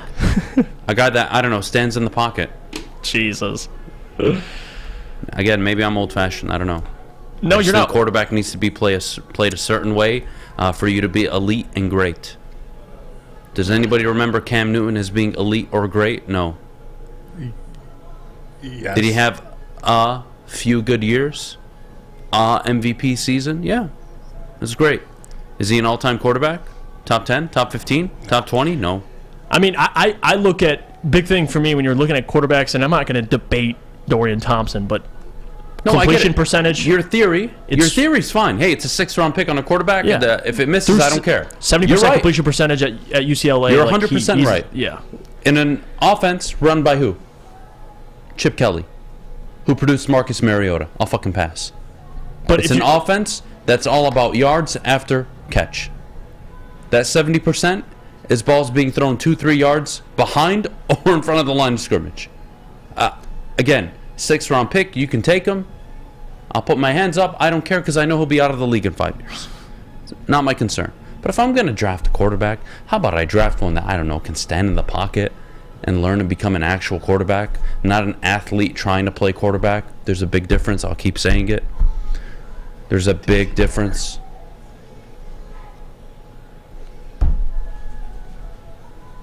Maybe I'm an asshole. I don't know. The whole... Cam Newton was the face of the league for 2 to 3 seasons. Cam Newton was not the face of the NFL fucking ever, even during his MVP season. He's one of the best quarterbacks, though. He was one of the best quarterbacks for a single season, statistically. And then he dropped off massively after. And then he couldn't even show up to a press conference after a Super Bowl loss because he's that much of a, quote, leader at the quarterback position. I love this. Andrew Klingerman says, glad Jeff isn't our GM. Who? Yeah, Andrew's upset because I want to take a quarterback in the 6th round. I get it, Andrew. It's shocking. Who cares? I don't care. It's shocking, Andrew. I know it is. My goodness. How dare I? Man? I mean, come on, man. That's all it is. It's a quarterback in the 6th round. Who gives a damn? I mean, we're debating players, but at the end of the day, it doesn't matter. You guys are so... Pick your flavor. You guys... Lucas, I love you, buddy, but even you, man. What are you telling me here? Cam Newton? A guy that had a what? For every touchdown he threw like an interception 80% of the time. Do not. Like, I don't want to hear it. A career completion percentage under 60%. In today's NFL, he played in the modern NFL and couldn't complete over 60% of his passes. Are you kidding me? His MVP season, which he was phenomenal, 35 touchdowns, 10 interceptions, ran a shit ton of yards, a shit ton of touchdowns. He was great for 1 year. And then after, in a 3-year stretch, he threw a total of 63 touchdowns and 47 interceptions. Sounds like an average quarterback to me. Oh, and only threw for 4,000 yards once, which was his rookie year. Yeah, Cam Newton. Oh, he was amazing, man. He was so good. Shut the fuck up. All of you. Cam Newton. There are quarterbacks that can have good years. Kirk Cousins had a good few years. I don't see you guys dick riding Kirk Cousins.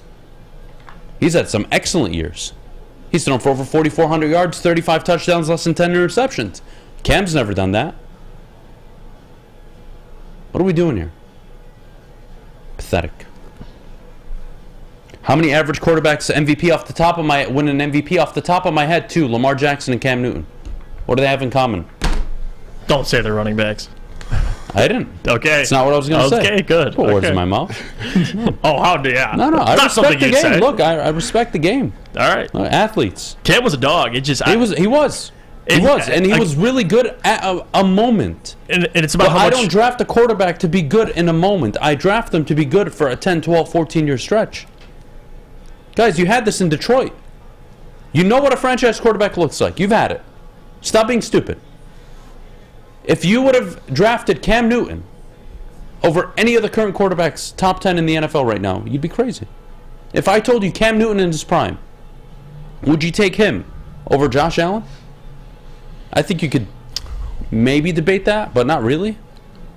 Would you take him over Mahomes? No. Would you take him over, let's see, Joe Burrow? No. Drew Brees in his prime? No. Tom Brady in his prime? Peyton Manning in his prime? These are like the best. Who's he better than? You're going to take him now over the trajectory Trevor Lawrence has? What about Justin Herbert?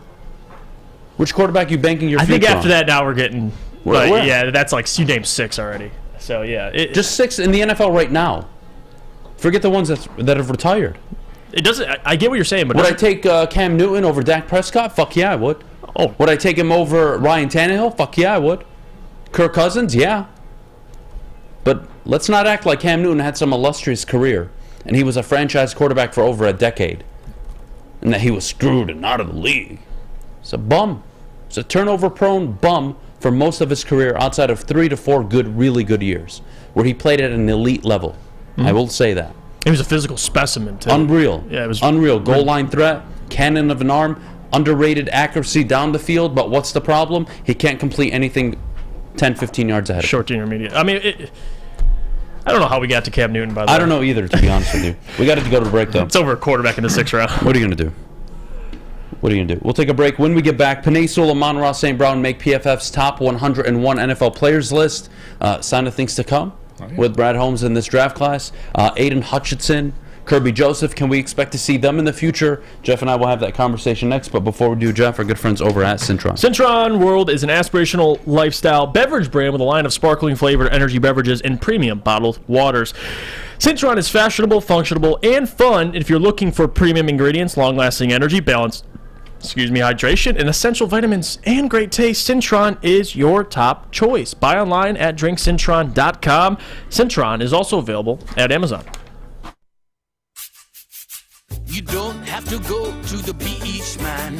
You don't have to get your butt crack full of sand. You just need a little chili peppers, man, to get that glowing beach chili peppers tan. Woo! With 26 locations in the Metro Detroit area and more coming, Chili Peppers Tanning is where you'll find the cleanest salons in the D. Join the Pepper Club for the best deals on unlimited tanning. Head to chilipepperstanning.com. You just need a little chili peppers, man.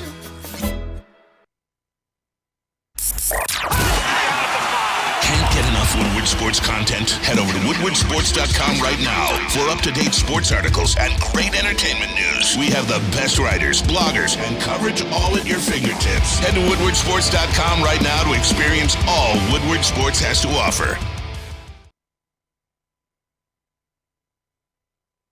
At Alta, uptime matters. Alta Equipment has everything you need to get the job done. If you have a big project coming up, Alta Rent has you covered. Call them today, 844-GO-TO-ALTA. That's 844-GO-TO-ALTA today. All right, we're back here on the Morning Woodward Show live. WoodwardSports.com as always. Penei Sewell, Amon-Ra St. Brown make the PFF top 101 NFL players list. First thing, I think we can acknowledge, this is just really good. It's good to see. It doesn't mean everything. It doesn't mean you're guaranteed anything, but it's nice to see. It's nice to see the first round pick, the first overall pick in the the Brad Holmes era, 7th overall. Penei Sewell be on that list. That's what you'd project him to be. It's nice to see a 4th round pick show up on that list. It's just nice to see. I think that's kind of where I'm going with this. To me, it's nice to see. It doesn't guarantee anything, but it is hopefully a sign of things to come with this GM and this team right now. They're clicking.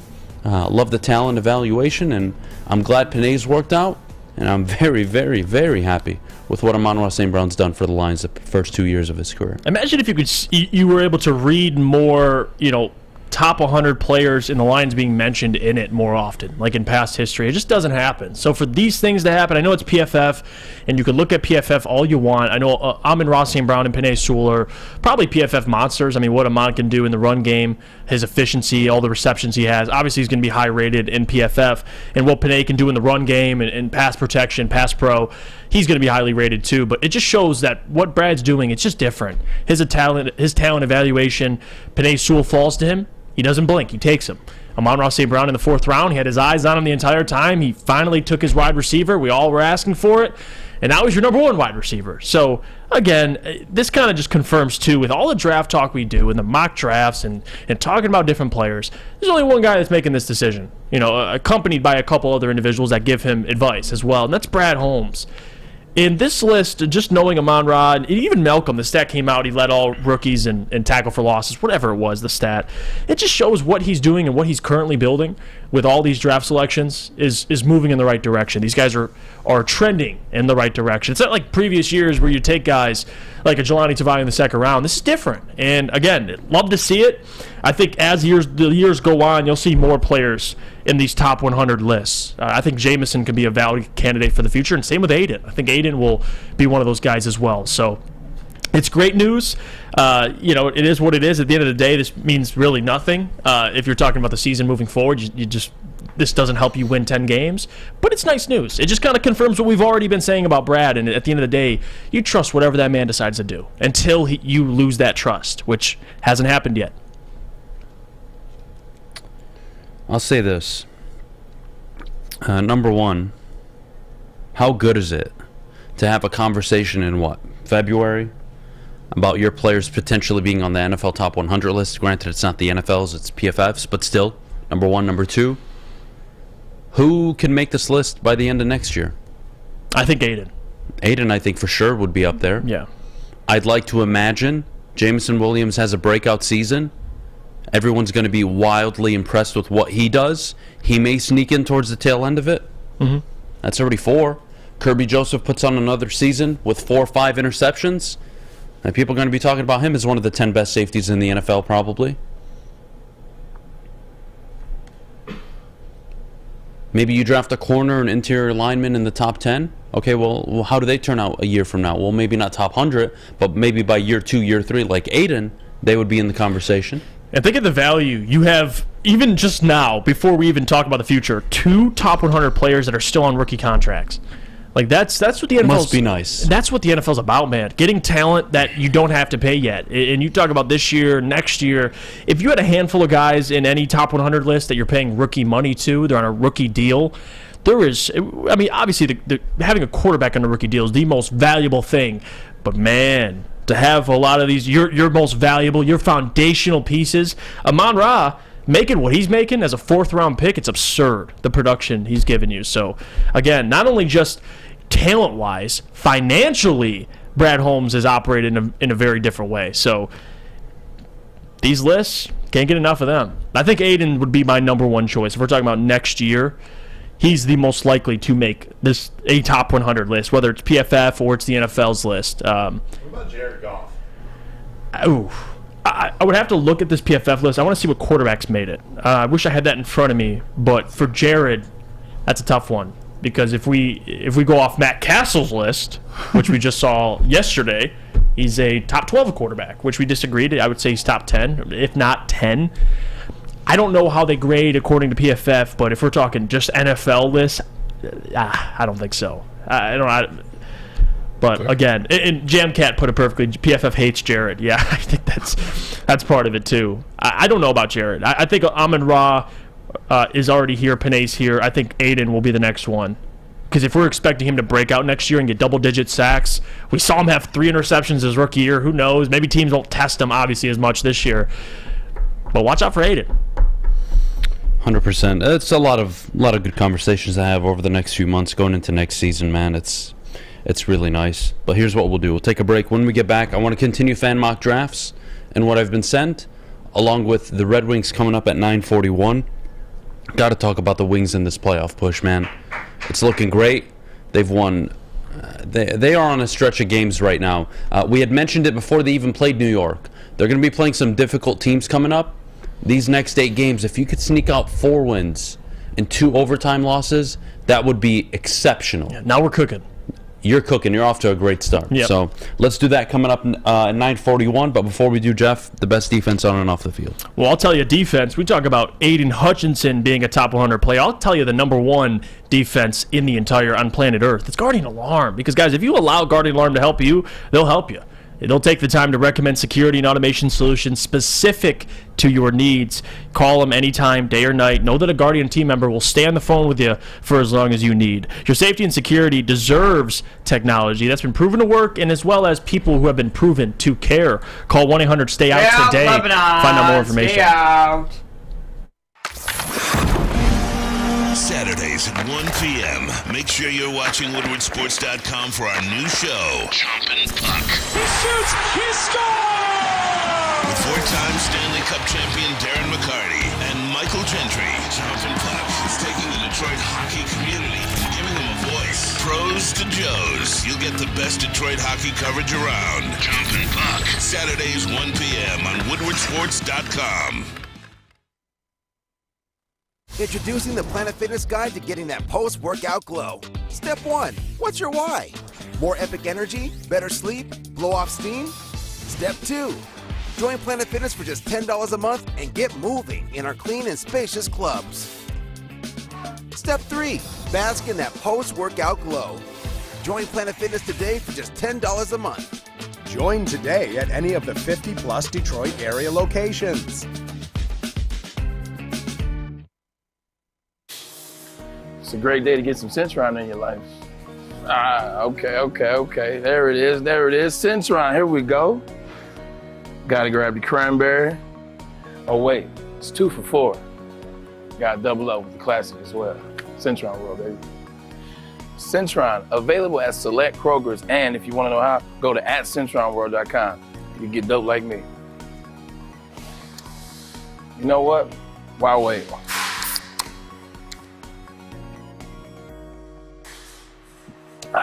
Great taste, guaranteed.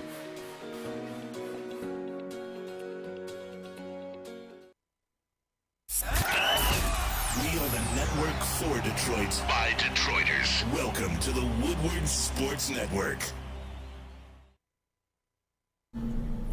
All right, let me tell you about my good friends over at Custom Health Centers. Ryan Ermanni down over 20 pounds now. His journey has been excellent. We got to put up a before and after. I think that's the next thing we do with this. We put up what he looked like before on the left side, and then we'll get one of his skinny little ass now. Proud of him. Honestly, I'm really proud of Ryan. Good for him. I think we have that graphic. Shut the hell up, just shut the hell up, Fish. Give our good friends over at Custom Health Centers a call. Dr. Jason, 844-789-8446. We are back here on the Morning Woodward Show live, woodwardsports.com. All right. Fan mock drafts. Alex, you can throw up my latest one. This is from Eric. Eric, thanks for sending this on Twitter. This is an interesting one. A lot of maneuvering, but I want to know what you think, Jeff. Trades back to pick 12. Acquires a future. Let's see, a future. No futures. A second, a third, and a third. Okay. Jeff, we had this problem with an earlier board. I think that's way too many picks for one draft. I do. I was waiting for you to say it. It's a bit much, but let's ignore that for now because we already had this discussion. I don't want to repeat it. It's 10 players, 10 total Let's just talk about the players. Okay. Go down the list. That pick 12, Kalijah Kancey to me is an A+. A+. I hate back-to-back I interior hate defense. the idea of Brian Boris at 18. That's got to be, you would agree, a corner. That has to be Joey Porter or somebody. Now, he goes at pick 33, which is basically a first-round pick this year. But that would mean he goes for Tyreek Stevenson. Okay, this is my problem, too. Again, I'm not going to speak on Tyreek Stevenson, but you're essentially, this is the first or second, like you said, essentially it's a first-round pick. The first corner, I would assume, taken in the second round, it's Tyreek Stevenson. I'd rather have Emmanuel Forbes. Yeah, I think we agree there. Emmanuel Forbes, pick 48. Again, an edge rusher. He's a good player. He's gonna be one of the guys. But look, but Ringo, that's the one I saw too. I know. In The board's nice. round. He's got a good board. That's the thing. It's just so many damn draft picks. But I don't want to have that discussion again. You got 3 corners, so one of them's got to work. You'd hope. You'd hope. Jack Campbell at 65, very solid. Very solid.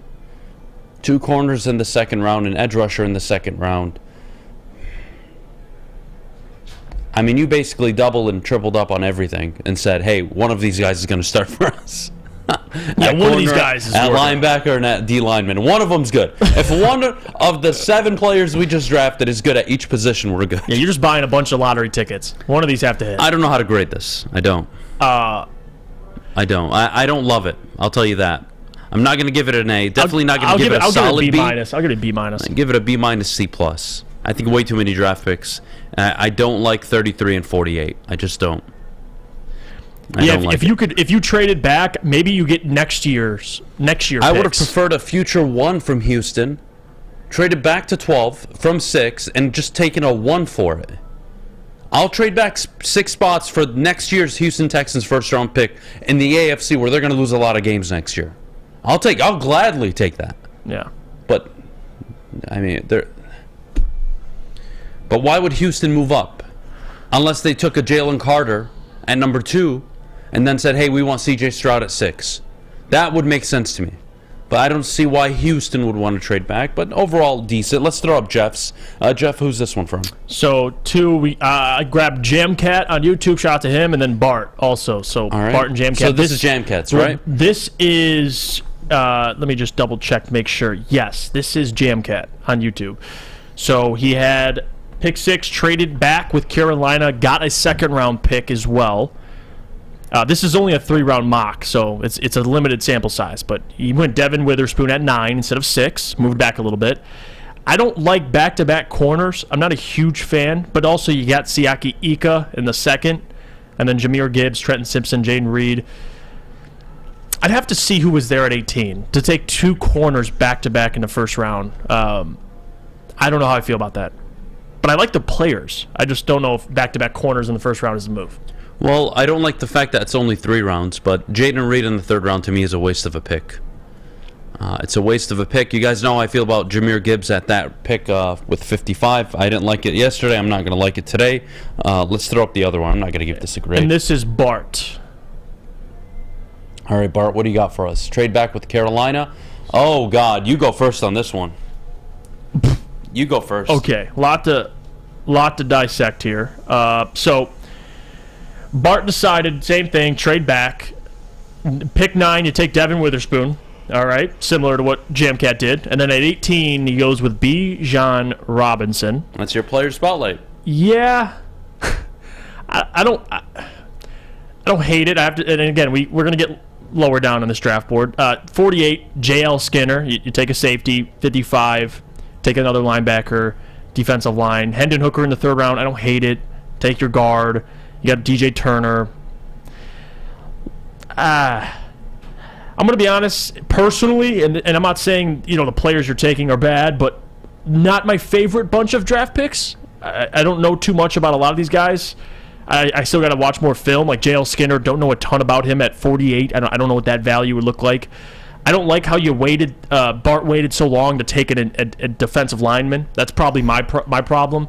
You go corner, running back, safety, linebacker before you even get to defensive lineman. Keanu Benton, not bad, but I'd have to see who was available when he was picking at 48 and 18 for Bijan.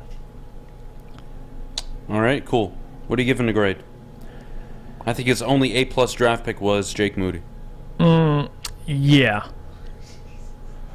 I like again, Jarrett Patterson, don't mind the guard, like the quarterback, like the corner, trading back for it and getting him at 9. DJ Turner. There's a couple draft picks I like, but there's a couple I don't know what to think. Like J.R. Skinner, I don't know. So I think it's a shit draft. The fact that you took a safety before taking an interior lineman or a linebacker is already a red flag for me. I'd probably give him a C+. I like about PFF gave him. Maybe a C+. Yeah. He gets an F+. Not an F-, an F+. Okay. Close to a D-. You were almost there. Fucking awful. It's awful. Keanu Benton's a good pick. Benton was a good pick. Don't get me wrong. Again, like the player. But don't like the draft strategy there. You take a running back and a safety before you touch linebacker or interior lineman. Get the fuck out of here. What are we doing? What are we doing, people? Want me to grab one more? No. I think that's it. Let's take a break. When we get back, let's talk some wings. Hockey Town may be officially back. The playoff race, it's on. You got games in hand. You're within 2 points of certain teams that maybe have a game in hand on you that are behind you. It's close now. There's pressure now. Let's go Red Wings. Shut the hell up, Fish. Let's go Red Wings. So that's what we get to deal with in this town. Fish, by the way, next Friday, your last day, isn't it? Yeah, it is. That is sad. I know. That's going to be shitty. Can I get you to smoke a hookah with me on the show? Hell no. Just one day. Just one day. Hey, it's a gift for me, man. No. Just once. Nope. One time. One smoke. Nope. Come on, Fish. Come on. Imagine next week me and you show up on Friday, dressed in sunglasses, a vest, full vest, hookah on the table. I mean, I could do everything except except with the me hookah. next Friday. We'll just smoke hookah all day. I won't be smoking hookah. Come on. Sorry, not sorry. Come on. I'll wear the vest and the glasses. I'll get it non-tobacco. I mean... I'll get mine tobacco, but yours non-tobacco. Why? So then it's just flavored smoke. Come on. My lungs are pressure. Look at this body. If I do anything harmful, I die. You're fine. No. It's just for You're not like gonna 10 die. minutes. Just smoke with me on the show. Come on. The people want to see it. Mr. Ray said in the YouTube chat, he said, don't be that guy, Fish. I mean, I am that guy. I'll think about it. Think about it, let me know, okay? Okay, I'll think I would about love it. to smoke hookah with you. Well, You put your feet up on this desk, smoke a hookah in the center of the desk next Friday. It'd be awesome. Come on, dude. Not. It'd be great. How do you not? Give the people what they want. Well, smoking's not me. No, but it could be you for a day. Come on, you're like my son. Imagine father-son sitting at the desk smoking. I got Jeff to smoke. Yeah, but Jeff does those things. He's a normal human. I'm not normal. Well, I don't want you to be normal. I want you to be you, but do it for me at least. It's your last day on the show. I'll think about it. I'll get you think non-tobacco. I'll think Fair? but do I trust that? Yeah, of course. I would never do that to you. Okay, well, I would hope. No. I would get a non-tobacco. Promise. Deal? Maybe. I'll think about it. Think about it. I'll think about When it. we get back, Red Wings talk, and Go then mailbag. Wings. We'll get to all that and more in just a few minutes. But before we do, Jeff, our good friends over at Chili Peppers Tanning.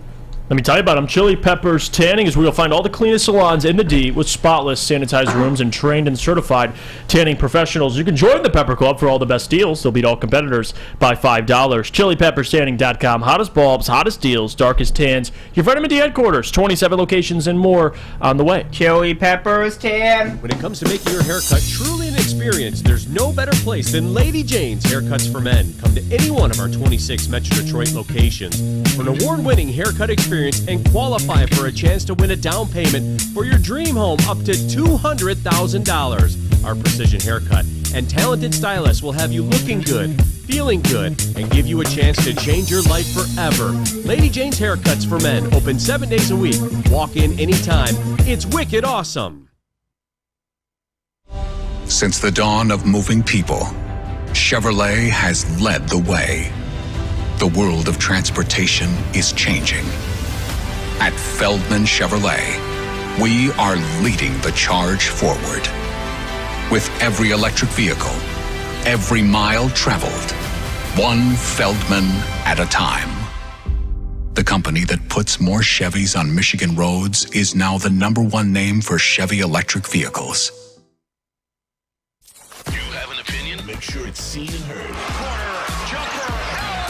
Tweet us, hop on the YouTube chat, slide in the DMS at Woodward Sports on all social media. Seafood Fest is back at Big Boy. Catch it while you can. Some favorites during Lent, like shrimp Alfredo, shrimp stir fry, and the new fish sandwich. Shout out to Fish. Go to your local Big Boy today. Don't forget the all-you-can-eat fish fry buffet on Friday nights. Check it out at Big Boy. All right, we're back here on the Morning Woodward Show live, woodwardsports.com. Before we move on, can I get your Alex? Can you throw up the mock draft I sent you? Yeah, I'm excited. If Brad Holmes, if you or Sheila, you're Sheila Hamp, and you get this mock draft, what's your first thought? Come on. At least your tight end situation. At least you're walking out with a good tight end and a good quarterback. I mean.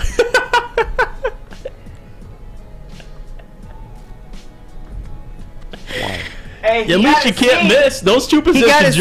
Those two positions, you're secure. Oh, what a board! Who did this? Huh? At least take ownership. This was Kool-Aid Kid on Twitter. He said specifically enjoyed. Did this one special for Adham. How do you not? Kool-Aid Kid. Shout him out. With all love and respect, thank you for interacting with us. Go fuck yourself. Oh, boy. I was waiting for you to be nice, and you didn't. I can't be nice. Not to people that do stuff like this. It's a fire draft. Dude, tight end. What is it? 3 quarterbacks, 3 tight ends? Yeah. It's like 6. It's like 5 tight ends. It's 5 and 2. Or 5 and 3 quarterbacks. I mean... 5-3. Good formation. I mean, look, at the end of the day... For whatever it's worth, at least you know that PFF's grade that they give you is bullshit. Because this, in theory, should be not available for a grade. That's average.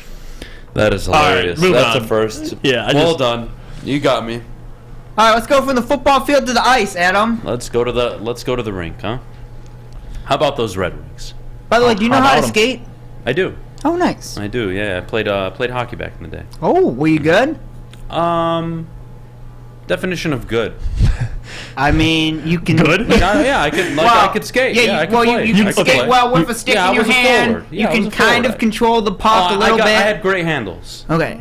Great handles. You have to be going 80 miles per hour, but I didn't have the most powerful shot. Dude was Datsu. I was more accurate than anything, but okay. Yeah, I was okay. I was good. There were a lot of players that I played with that were way better than me. So. Yeah.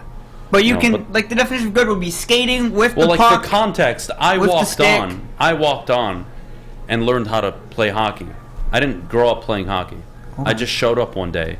That sounds like new equipment and tried out for the team, and I made the team. Because I had rollerbladed in my backyard, and that's how I taught myself. Your high school? Or early middle school. Oh, okay. Yeah. Someone said... So you bought equipment in the hopes you make a team. That's a bold move. Epic said he was a backup goalie. Was that true? No, you were not a backup. You know what? When I was a kid, though, I used to play like roller hockey. I loved playing goalie. I was obsessed with playing goalie as a kid, like really young. Okay. But no, when I got older, it was baseball, football, and that was really it. I played like soccer goalie. You were a soccer goalie, right? Indoor soccer? Well, yeah. I mean, now I'm an indoor soccer goalie, but did you play really count for much. Last night? I did not. Or Wednesday? No, I think we're playing Sunday morning. Oh. I thought you play on the weekdays. Usually, but we've busy? It's hard to reserve spots right now. It's like super jam packed, so we're trying to get a deal. You guys don't reserve like in advance? We're trying to reserve like months in advance, like a good 12, 15, 18 weeks straight. But well, I was thinking that's what you would do beforehand. Look, man, people want to play just like we do, buddy. What are you gonna do?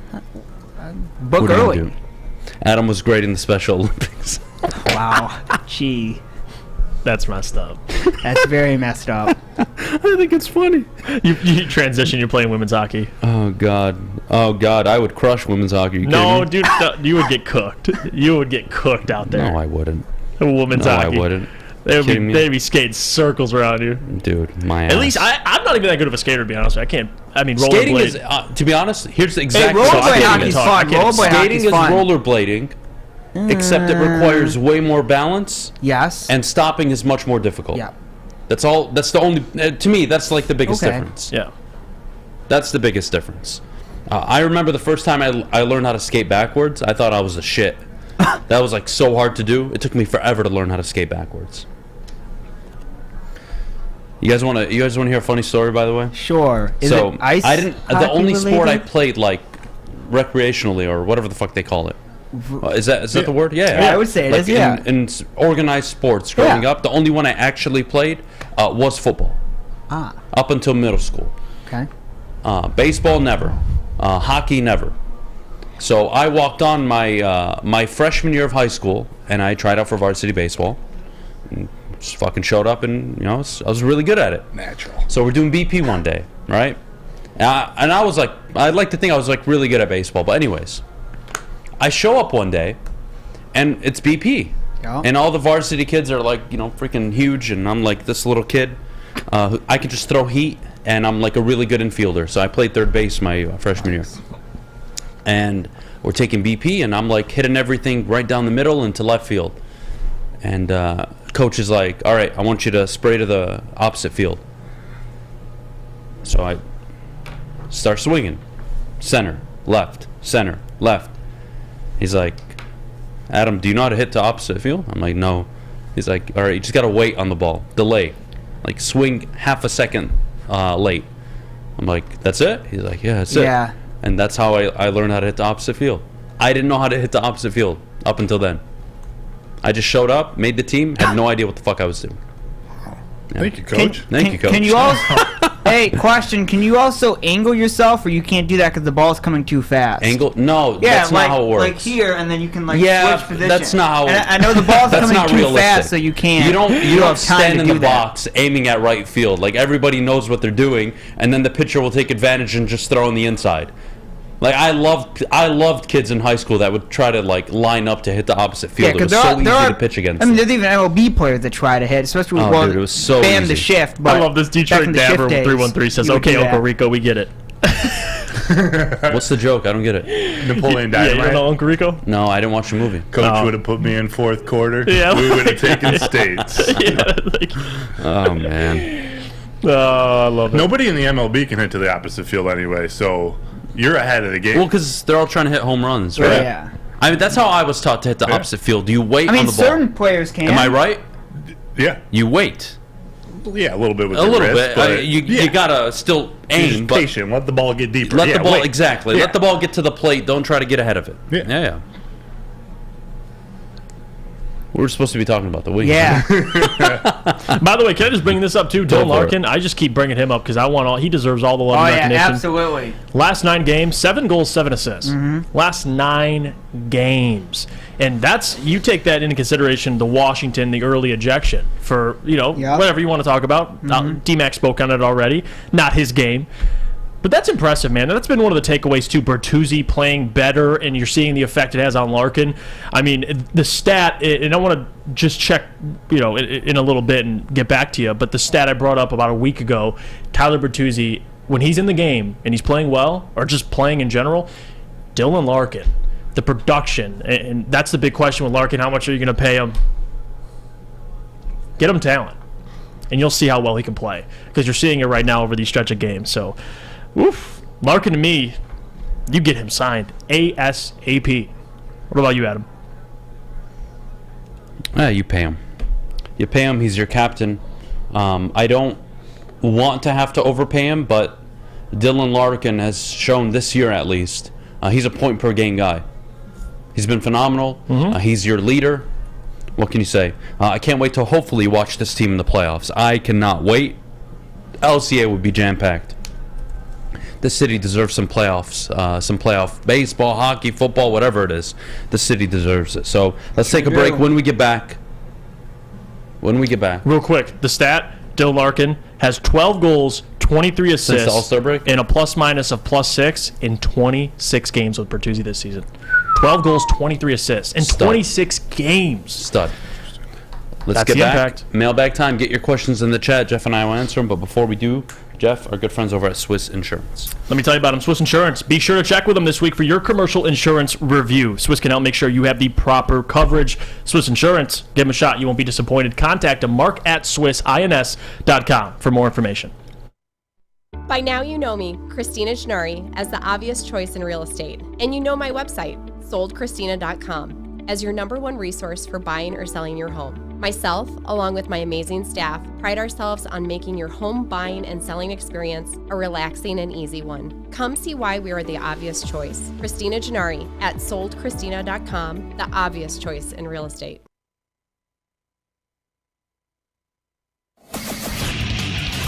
Get a shot up. This is for the win. All of Detroit's sports teams live on Woodward. All of Detroit's sports coverage lives on Woodward Sports. Driving the best in Detroit sports coverage.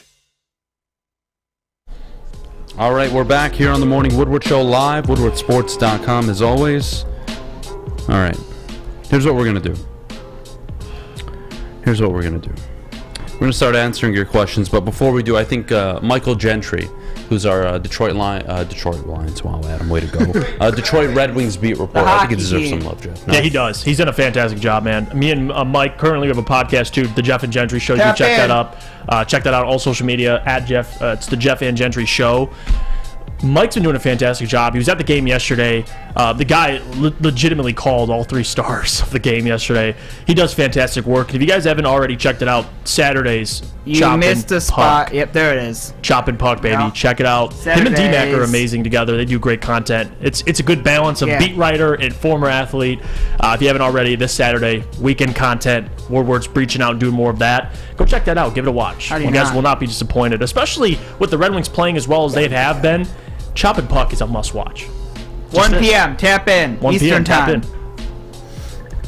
All right, let's get to mailbag. What do you want to do, Jeff? So let's read the first question here. Mailbag. Adam, why doesn't Fish man up and smoke hookah with you? Because I'm not a man. I'm a kid. Look at this. I still You're got not a kid, I got a Fish. Capri Sun. How do you What not? the hell? Why do you have a Capri? How do you? You have a juice box in there? Did you bring that from home? Yeah. Did you not smash it as a child? Did you not drink it as a child? I know. I drank him as a child. Yeah. Yeah. See? I There you go. have a little brother. Yeah, of course. Okay. Adam, do you know what a Capri Sun even is? You probably don't even know what this is.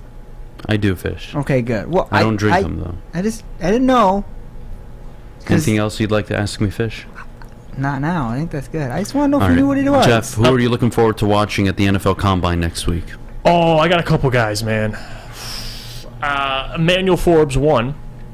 I just want to see the speed. I think that's the one thing I'm going to be looking at is 40-yard, dash time. I know I've seen rumors, but I need to see him live. Probably the corners. I'm most excited. If I had to give a position group, it's got to be the corners, clearly, just to see how they test. Because I think there's a lot of different corners you can debate in the first round. You can have preferences: Witherspoon, Gonzalez, Joey Porter. I got to see him test. So, to me, it'd be the corners. What about you? I don't have anybody specifically, to be honest with you. There isn't a player that I'm doubting that I need to see him in the Combine. For me, I know what most players are. I know what I like, what I don't like. I guess I'm just ready for whatever surprises may come up. People that overperform, underperform, does it affect my way of thinking? Do I change my mind on the player? To me, that's what the NFL Combine's about, for me personally. That's what I look forward to. I look forward to answering tough questions about good and bad players that under and overperform. So I'm excited. Go ahead, Jeff. What else we got?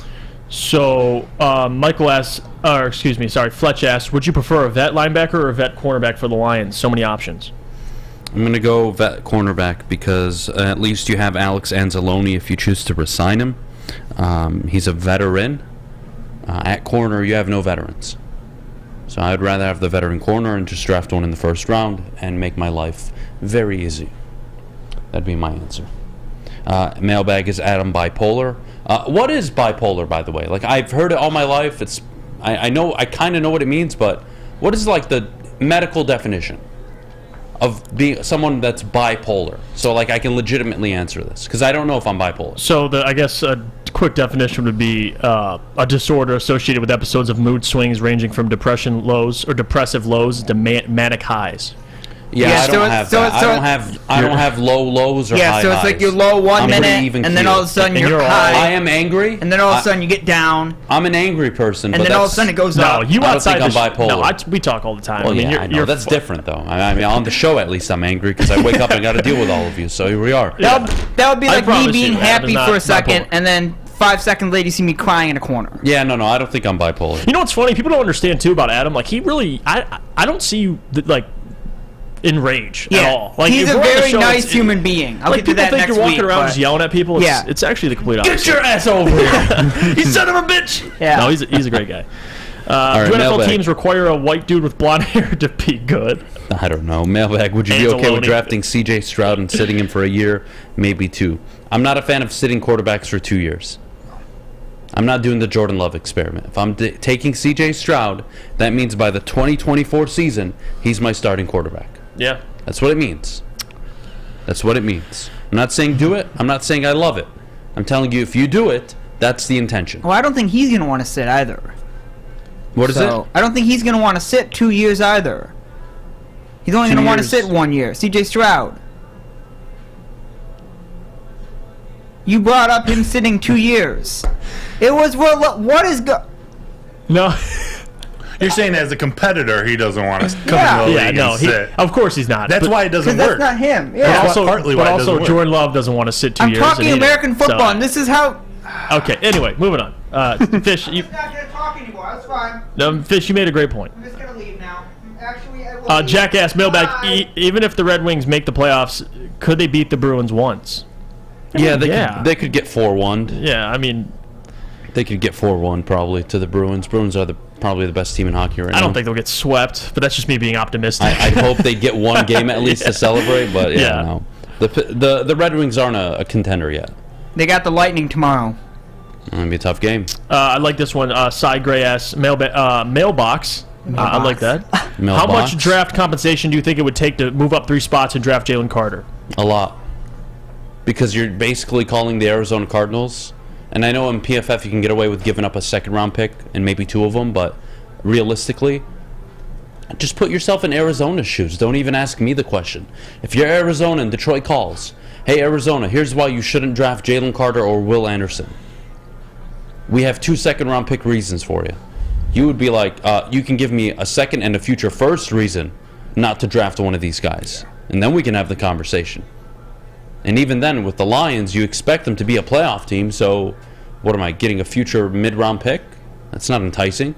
I'd rather just draft my stud. It's going to be tough to sell Arizona. Eric says, Jeff, do you think Jaden Ivey is starting to show what he's capable of next year? I do. I mean, even the game yesterday, man.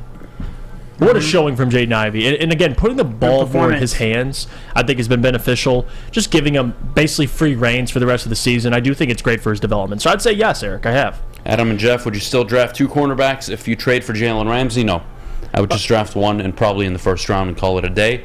Again, depending on the player available in the second round. If I'm at pick 48 and Emmanuel Forbes on the board, I got to make a tough executive decision there, but even then, I traded for Jalen Ramsey for a reason. Mm-hmm. He's my 1, and I'd like to draft my number 2.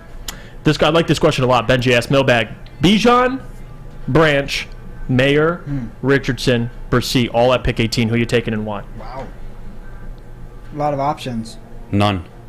Oh. I'm trading the pick. It depends. I would ask you, Benji. I'm giving the pick to charity. I would ask you, Benji, who do I take at 6? Because if I go corner at 6, I'm not taking Branch. But if you go defensive lineman at 6, I'm taking Branch. If I had to pick, gun to my head, out of all those players, if I'm spending a first-round pick, I'm not doing that on tight end. Brian Bercy, I'm not in love with him. So Benji says corner. So if corner's at 6, then I'm looking at either of the defensive linemen, or if you want to say, screw it, I'm just killing myself. I'm just going to get the penalty, and I'm not submitting a pick. Oh my god! I'm not picking between those 5 players. I'm not in love with any of them. To be honest. I like Brian Branch, man. Oh man! All right, what else we got there? Ramsey's going to Philly. That would be interesting. Adam, are you the Simon Cowell of mock drafts? That's rude. It's funny. That's funny as fuck. Oh God. Let's see what else we have here. Adam and Jeff. Oh, I already answered that question. Fish, have you officially left the building? Sadly, I have not, because I think you guys need me for audio. So as much as I'd like to head out, I do not. All right. Thin crust or deep dish? I'm a deep dish guy. I'm thin crust. Really? Okay. Yeah. Fish? So you do I know love what crust. you I do just know thin what crust deep is good, man. You do know what deep dish is, right? That's like the square. No, hold on. I know. fucking answered the question because I don't know what it is. Well, I'm telling you that because that's like, it's not exactly Detroit style, but it's more like Detroit or Chicago style. It's basically Jet Pizza is what I'm referring to. Well, yeah, that's a square pizza, but it's similar to like Detroit style or Chicago style's kind of deep dish. If I could like snap. Actually, Chicago style is deep dish, but it's also Chicago style. We're out of here. Gotta go. I just want you to know because you said you didn't like Detroit style pizza. I didn't say I didn't like it. I said I'd never tried it, and then I tried it that day for you guys from Buddies, and I thought it was overrated. It's okay. It's good. It's not amazing. It doesn't make my dick hard. But that's what your deep dish is. Just minus the sauce dribbled on the top and the pepper. All right, we're out of here. I gotta go before I kill fish. You guys all have a great rest of your day. Enjoy the weekend. We'll see you guys Monday, first thing Monday morning, 8 a.m. Don't forget to like the video, subscribe to the YouTube channel. For Adham, Beydoun, Jeff, Iafrate, as always, it was a pleasure. Thank you for a great week. NFL Draft, Combine, Fish, shut the fuck up. NFL Draft, Combine next week. Can't wait to discuss it all with you. See you guys next Monday. Bye. Have a good weekend, everybody. Enjoy all the sports.